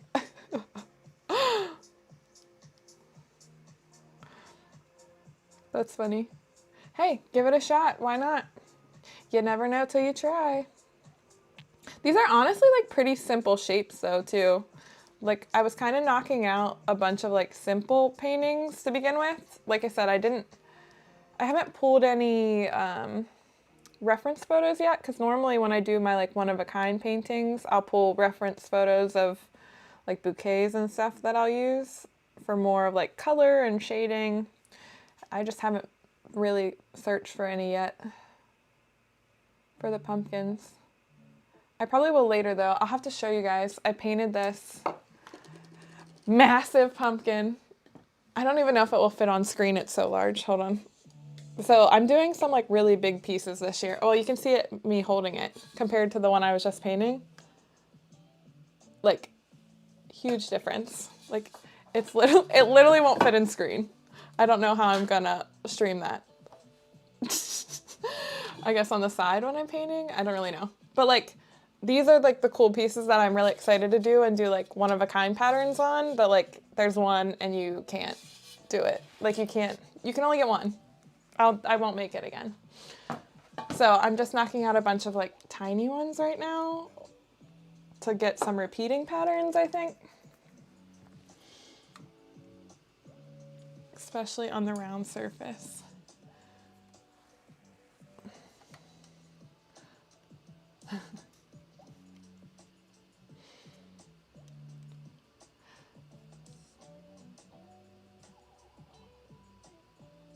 That I'm not wearing any of it. Okay, I actually did wear my, it might be this, is it this elbow?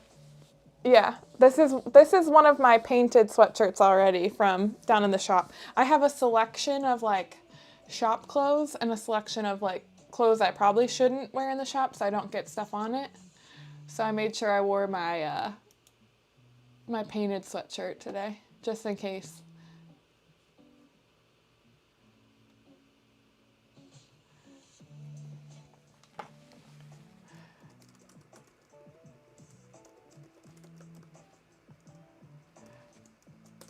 I'm typing to see if I am frozen on Twitch or not. I don't know if that person will respond. We shall see. It seems like now that I switched it to auto though, you guys' chats is coming in a little faster. Julie, does it seem better since I did that? Like I said, I'm still like just figuring this all out, so I don't really know.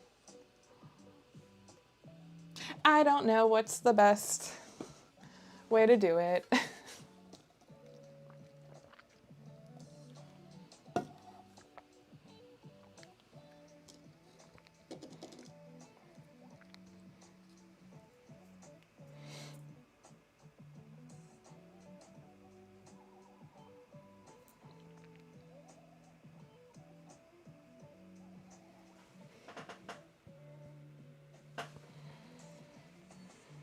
Still a little choppy. Okay. But better for you, Julie, which is interesting because you were having the same issues. Yeah, I don't know. I'm going to have to do some more research because I'm not sure. I think I have to change it once I've started the stream. And like I said, it's probably our internet. We live literally in the middle of nowhere, so I probably don't have the best setup to stream live all the time. But it's getting the point across, I guess.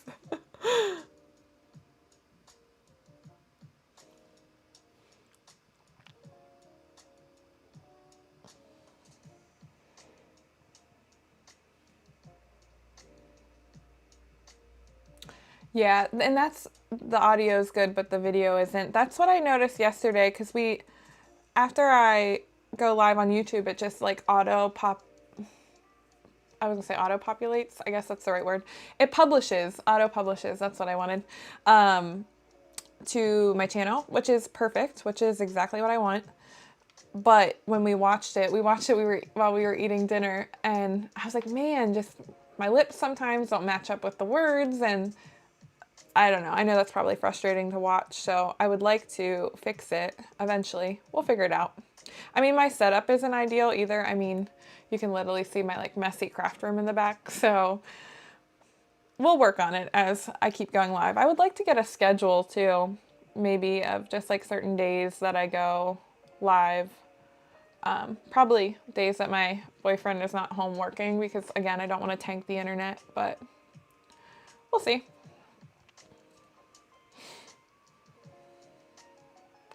All right, this one might be done, I think. I feel good with this pattern. I also realized I wasn't signing any of the bottoms, so I need to do that.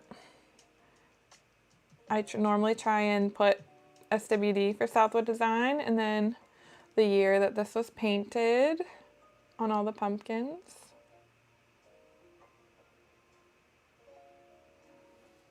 Yay, okay. That one's good.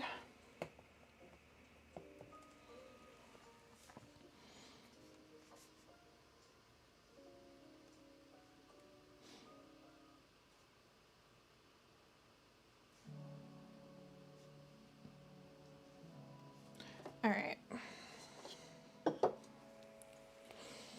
I think, let's see what time it is. I think this is gonna probably be my last one before I go get some lunch. I haven't eaten anything today. I have a coffee, but we're gonna do a similar pattern on this one and then probably call it for this stream.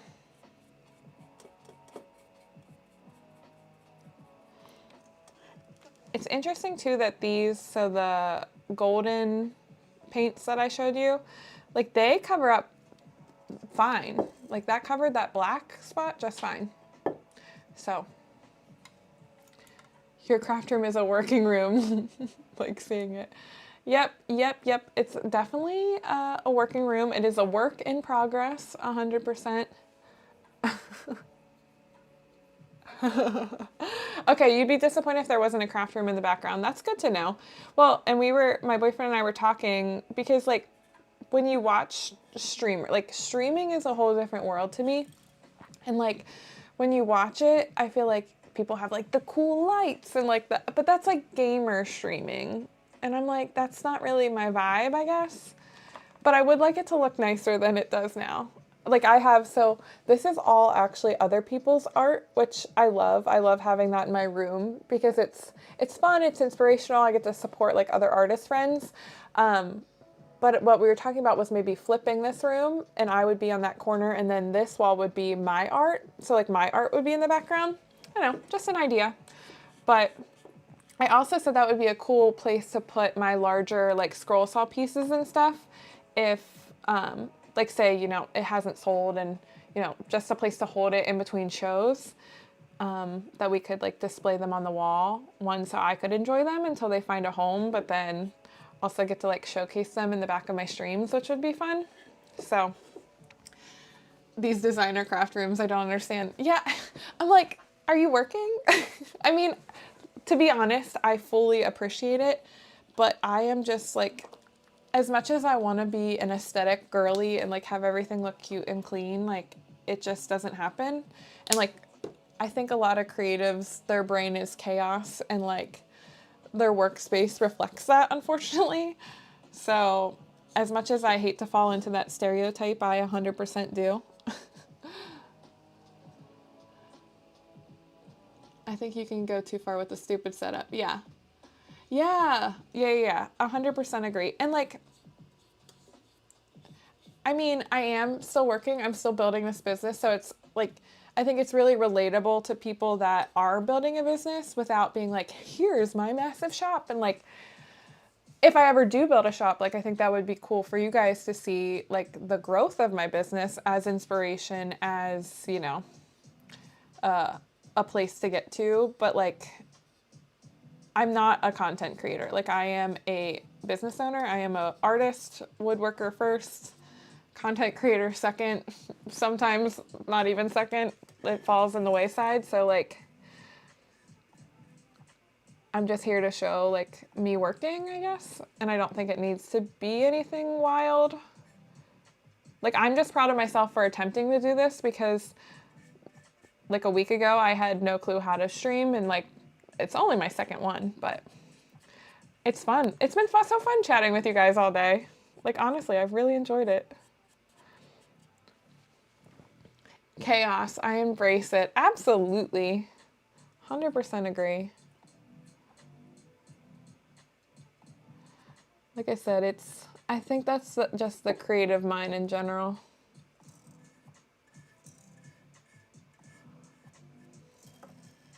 At least my brain thinks like that. Your scroll saw setup is fire. Again, can't take credit for that one. My boyfriend did build it. But I don't know if you follow Wildwood Creative on Instagram. She's a pretty big scroll saw artist, so you probably do. We stole the idea from her because I love the setup and it's perfect, honestly. Like I love that everything is a table and sometimes it collects things that it shouldn't, but like I like having another flat surface too. Because before that, I was just kind of sitting on like a stool with my scroll saw and like this lets me have like an actual ergonomical chair where I'm not like hunched over. So I like that part of it too, that helps my back a little bit when I'm down there hunched over. That's also why I need a good painting break so I'm not hunched over in the workshop all the time, because that's my day-to-day life normally. I also get so many people that ask about that stand and I can't really even explain it because one, I didn't build it, two, like I didn't come up with it, so I'm like, it just wraps around. There's a little platform. I could always show it too. I think I did show it.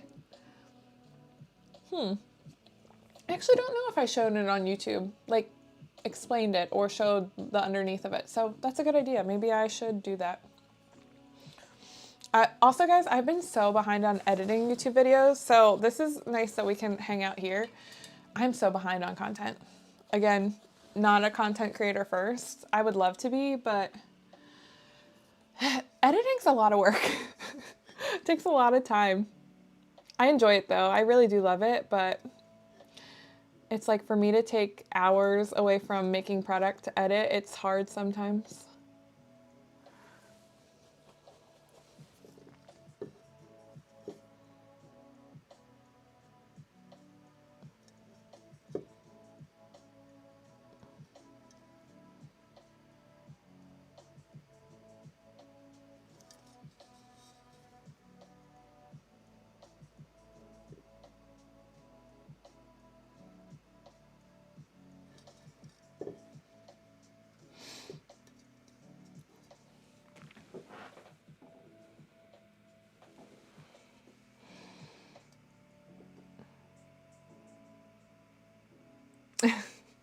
So I was in marketing also in my past life, but see that was the fun part of the job that I enjoyed, was the video editing.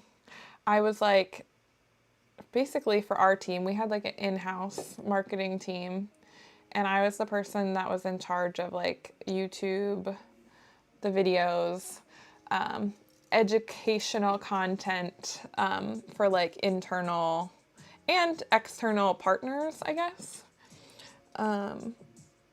Which I did enjoy, honestly. Like, I enjoyed the creativity of it and the editing of it. But again, that was like my sole job versus I think now my sole job is like making product and then like showing it to the world afterwards. But I gotta balance both. I'm being a bad marketer right now.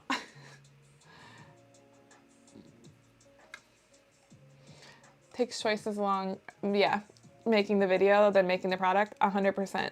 That's why I like streaming. Like, after this, I'll have a 3-hour video of us all hanging out, which is like so fun. And like the effort, I mean, obviously it's my time, but I'm working anyway. So like, why not film it? But I've just been so behind and honestly like so uninspired, especially from specifically Instagram, I think. I actually like deleted Instagram for like almost 2 weeks, and I have never felt like more creative than when I like stopped looking at other people's stuff, which is, I mean, it makes sense, but like I don't think until I took a break that I was like, oh wow, like this probably isn't good to consume all the time. So I've definitely been on Instagram less ever since I took that break, and now it's like so hard for me to even just like want to make content for it, because I also just don't want to be on it. I think like I enjoy YouTube so much more.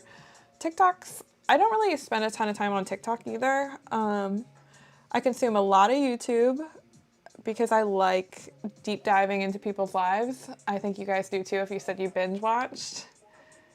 Yeah, you become a slave to the algorithm, 100%. And like, it just sometimes just doesn't feel genuine, like when you have to like follow the trends and stuff like that. Like sometimes it just feels really corny, cornbally, which I don't like. I just like, I'm like, I want to show up. Here's me. Here's my cool stuff. And like, I hope you like it. But that unfortunately like doesn't work and like hasn't worked on Instagram for a while. Even TikTok too. I've had pretty slow growth on TikTok. YouTube has been interesting because it's more evergreen. Like I said, those videos that you found me on, I made those in like March. So it's cool that it lives a little longer. And I like following people's journey. Like I've binge watched many of people that like, I'm like, I just want to know about you and your life.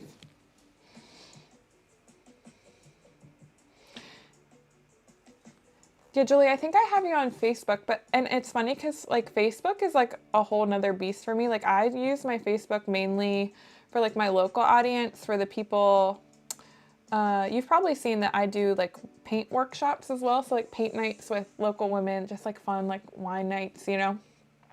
So I use it a lot for that, but I don't get a ton of traffic for like my art, I guess, other than people that personally know me, you know, liking to see what art shows I'm at for the summer and that kind of thing. But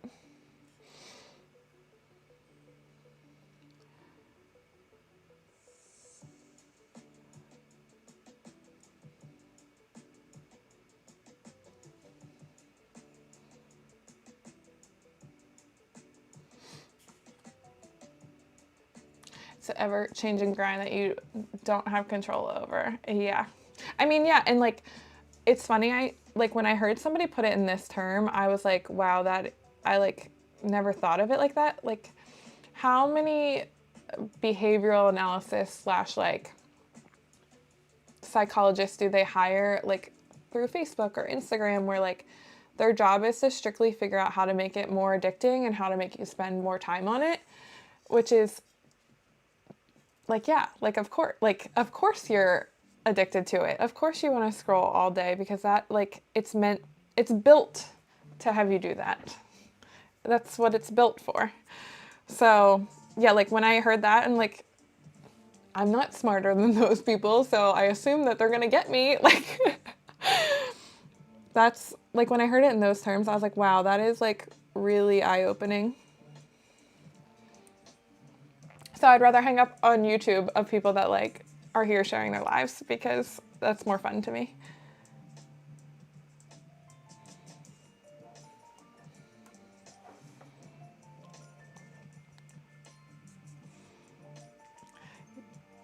Your thought is you just want to create binge watch, then I have to stop myself.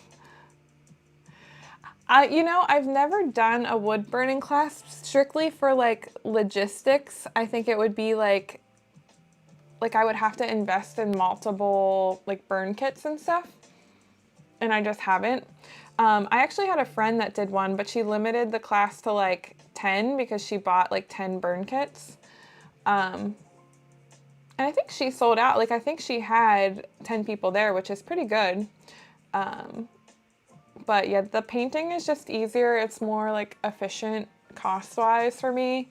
And what I do is I cut all the pieces on my laser. So like next Friday, I'm doing like a fall paint night where I gave like 4 different options of like things you could come and paint. So one was like the Hocus Pocus sisters. One was like these little fall gnomes, like a trio of gnomes. Just different things. So you could pick your project, come and paint it, and then I help you like assemble it, get it together, that kind of thing. So I'm just providing all the tools and like resources, and then they come and paint and have fun basically. So yeah, that's been really fun. And honestly, it has been like such a blessing, one, to help grow my like local community, because I think it's a good in of like how people find me and find my stuff and find my work. But then also too, it's been great for the months and the seasons, as we were talking about earlier, that have been like slower and harder to get in shows, sales. I mean, I'm thinking like beginning of the year, like Q1. Those workshops have been like literally a lifesaver. So I'm so happy and thankful that I started doing those, and they've been fun. 10 kits, yeah. Yeah, well, and I think they were cheaper kits off like Amazon. Like I know you can get cheaper kits, but like, I don't know, I don't want to be sitting on like a bunch of wood burning stuff that I'm not going to be using, where like at least the paints, like if I need to dip into it for stuff like this, I can. I mean, I have a ton of paints now for workshops, but it's just the investment feels better and easier than the wood burning stuff.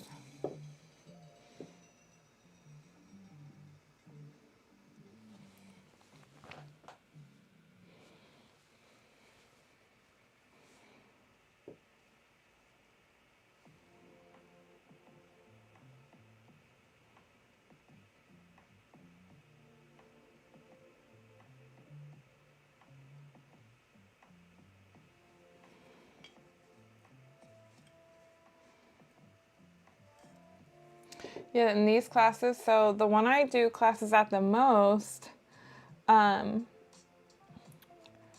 they just expanded where we do workshops. So they can now hold up to like almost 50 people, which I don't think I would want to do a workshop that big. That's a lot of people. I almost joke that I'm like a waitress when I do the workshops because I'm like walking to each table, making sure, okay, switching out your paint water, you know, stuff like that. So I do like facilitate it. It's more than just like showing up with the stuff, but like I said, I enjoy it. But if I had like 50 individuals I had to like keep up on, I don't know if I could do all that. Max I've done is like a class of, I think 22 people. Yeah, that's probably the max I've done, which is enough. That's a lot.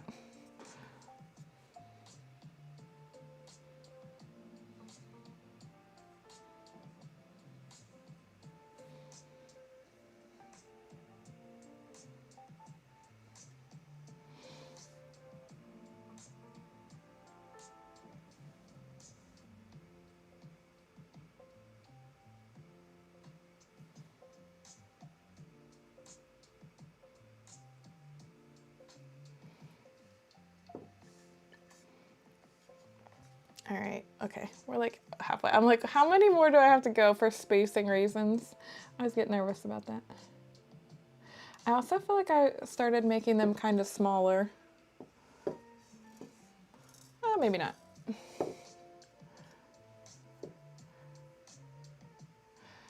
Smaller makes it more personal. Yeah, I agree. And honestly, I did one workshop. I know I filmed this in one of my YouTube videos. I was prepping for it, but I did like a custom pet paint night, which like that one was more expensive to do because I had to like personally draw your pet and then like cut it on the laser, and it definitely was more I would say intricate, like helping them mix the right colors of their pet fur and like helping with details. So like that one I only had I think 6 participants, but it was one of my favorite workshops because it was so personal.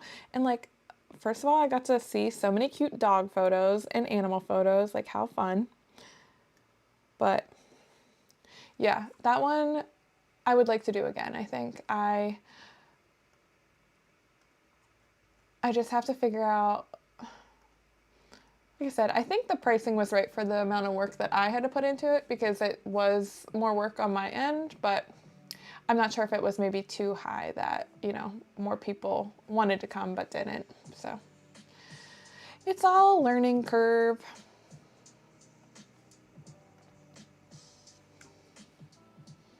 Oh, thank you. I hope they love them too.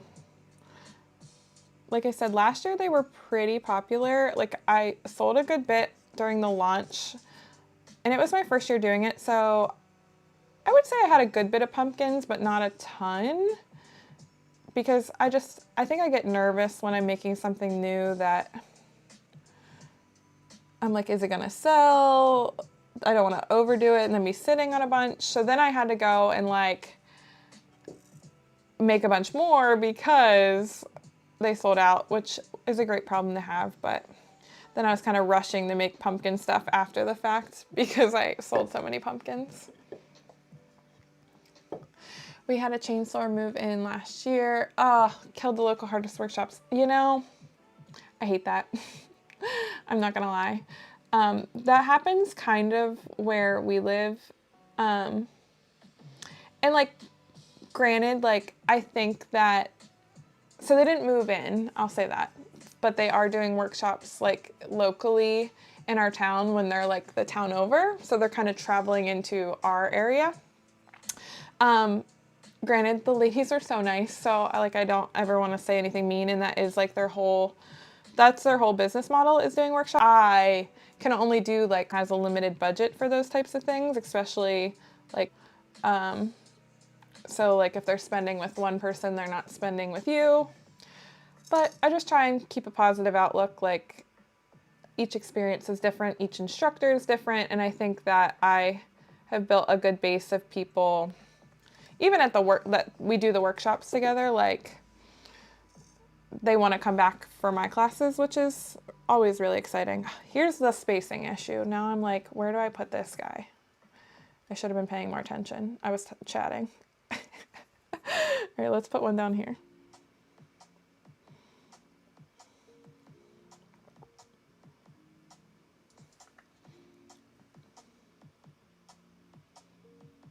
I'd be curious if it's the same chain because I feel like there's like a few that pop around this area since we're semi-close.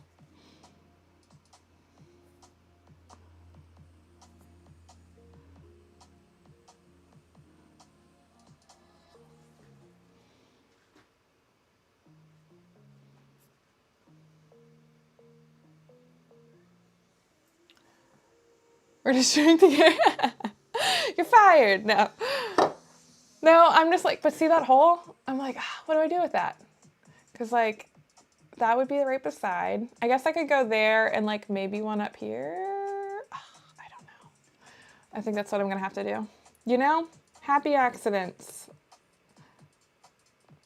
Maybe I can make them small and it won't be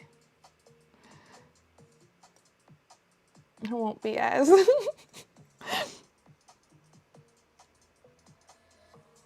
You know, I had such a good track record other than that funky flower I painted the first time. We were doing so well this stream of not making any crazy flowers.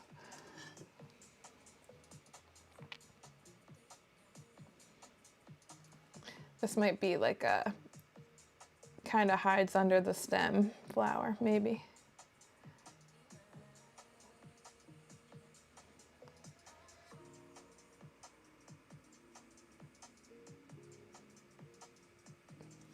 Yeah, that's not too bad. That all worked out. That looks fine. Threw off the pattern a little bit, but frozen again. Julie, we're gonna figure it out. I don't know when, but I promise one day. I just appreciate you sticking through the frozen bits. You know, you need a little frozen over there in that Texas heat, to be honest.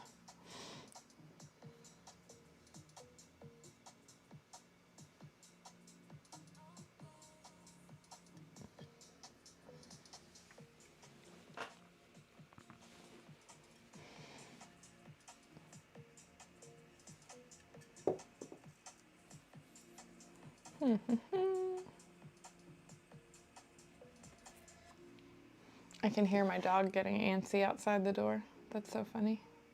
He's just wandering. He's probably like, Mom, why did you lock me out for 3 hours? He's very like, he likes to be close to you wherever you are. He doesn't need to be like on top of you, but he needs to follow you everywhere. Which like any good dog probably does that, but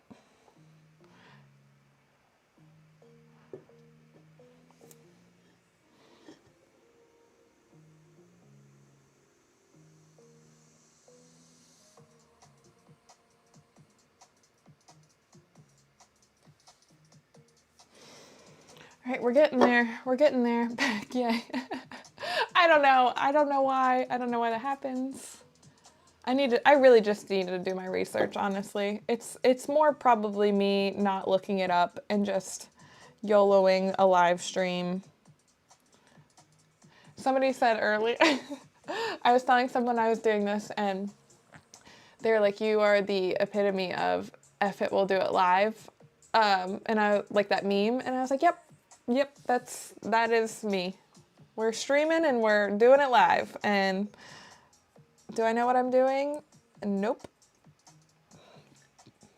All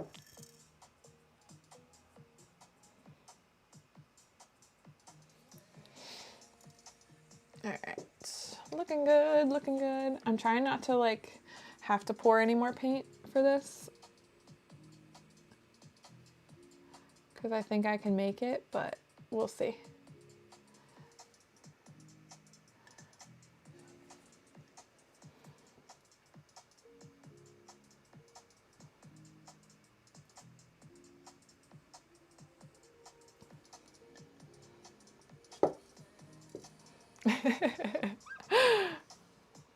Appreciated, Julie. Hey, like I said, well, I think I said this.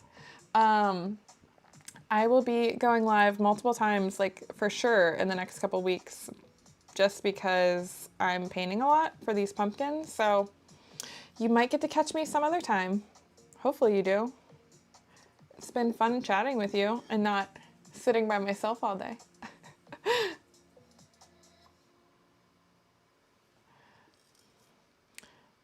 And I'm glad you got to watch it yesterday while you were working too. That's like the best. But it's more fun when you can do it live. Awesome. All right. I think that's it, guys. I think she's done. I don't like how that leaf looks, that petal right there on the butt crack. But other than that, she looks great. All right, I think I'm calling it for stream. I need to go get some lunch.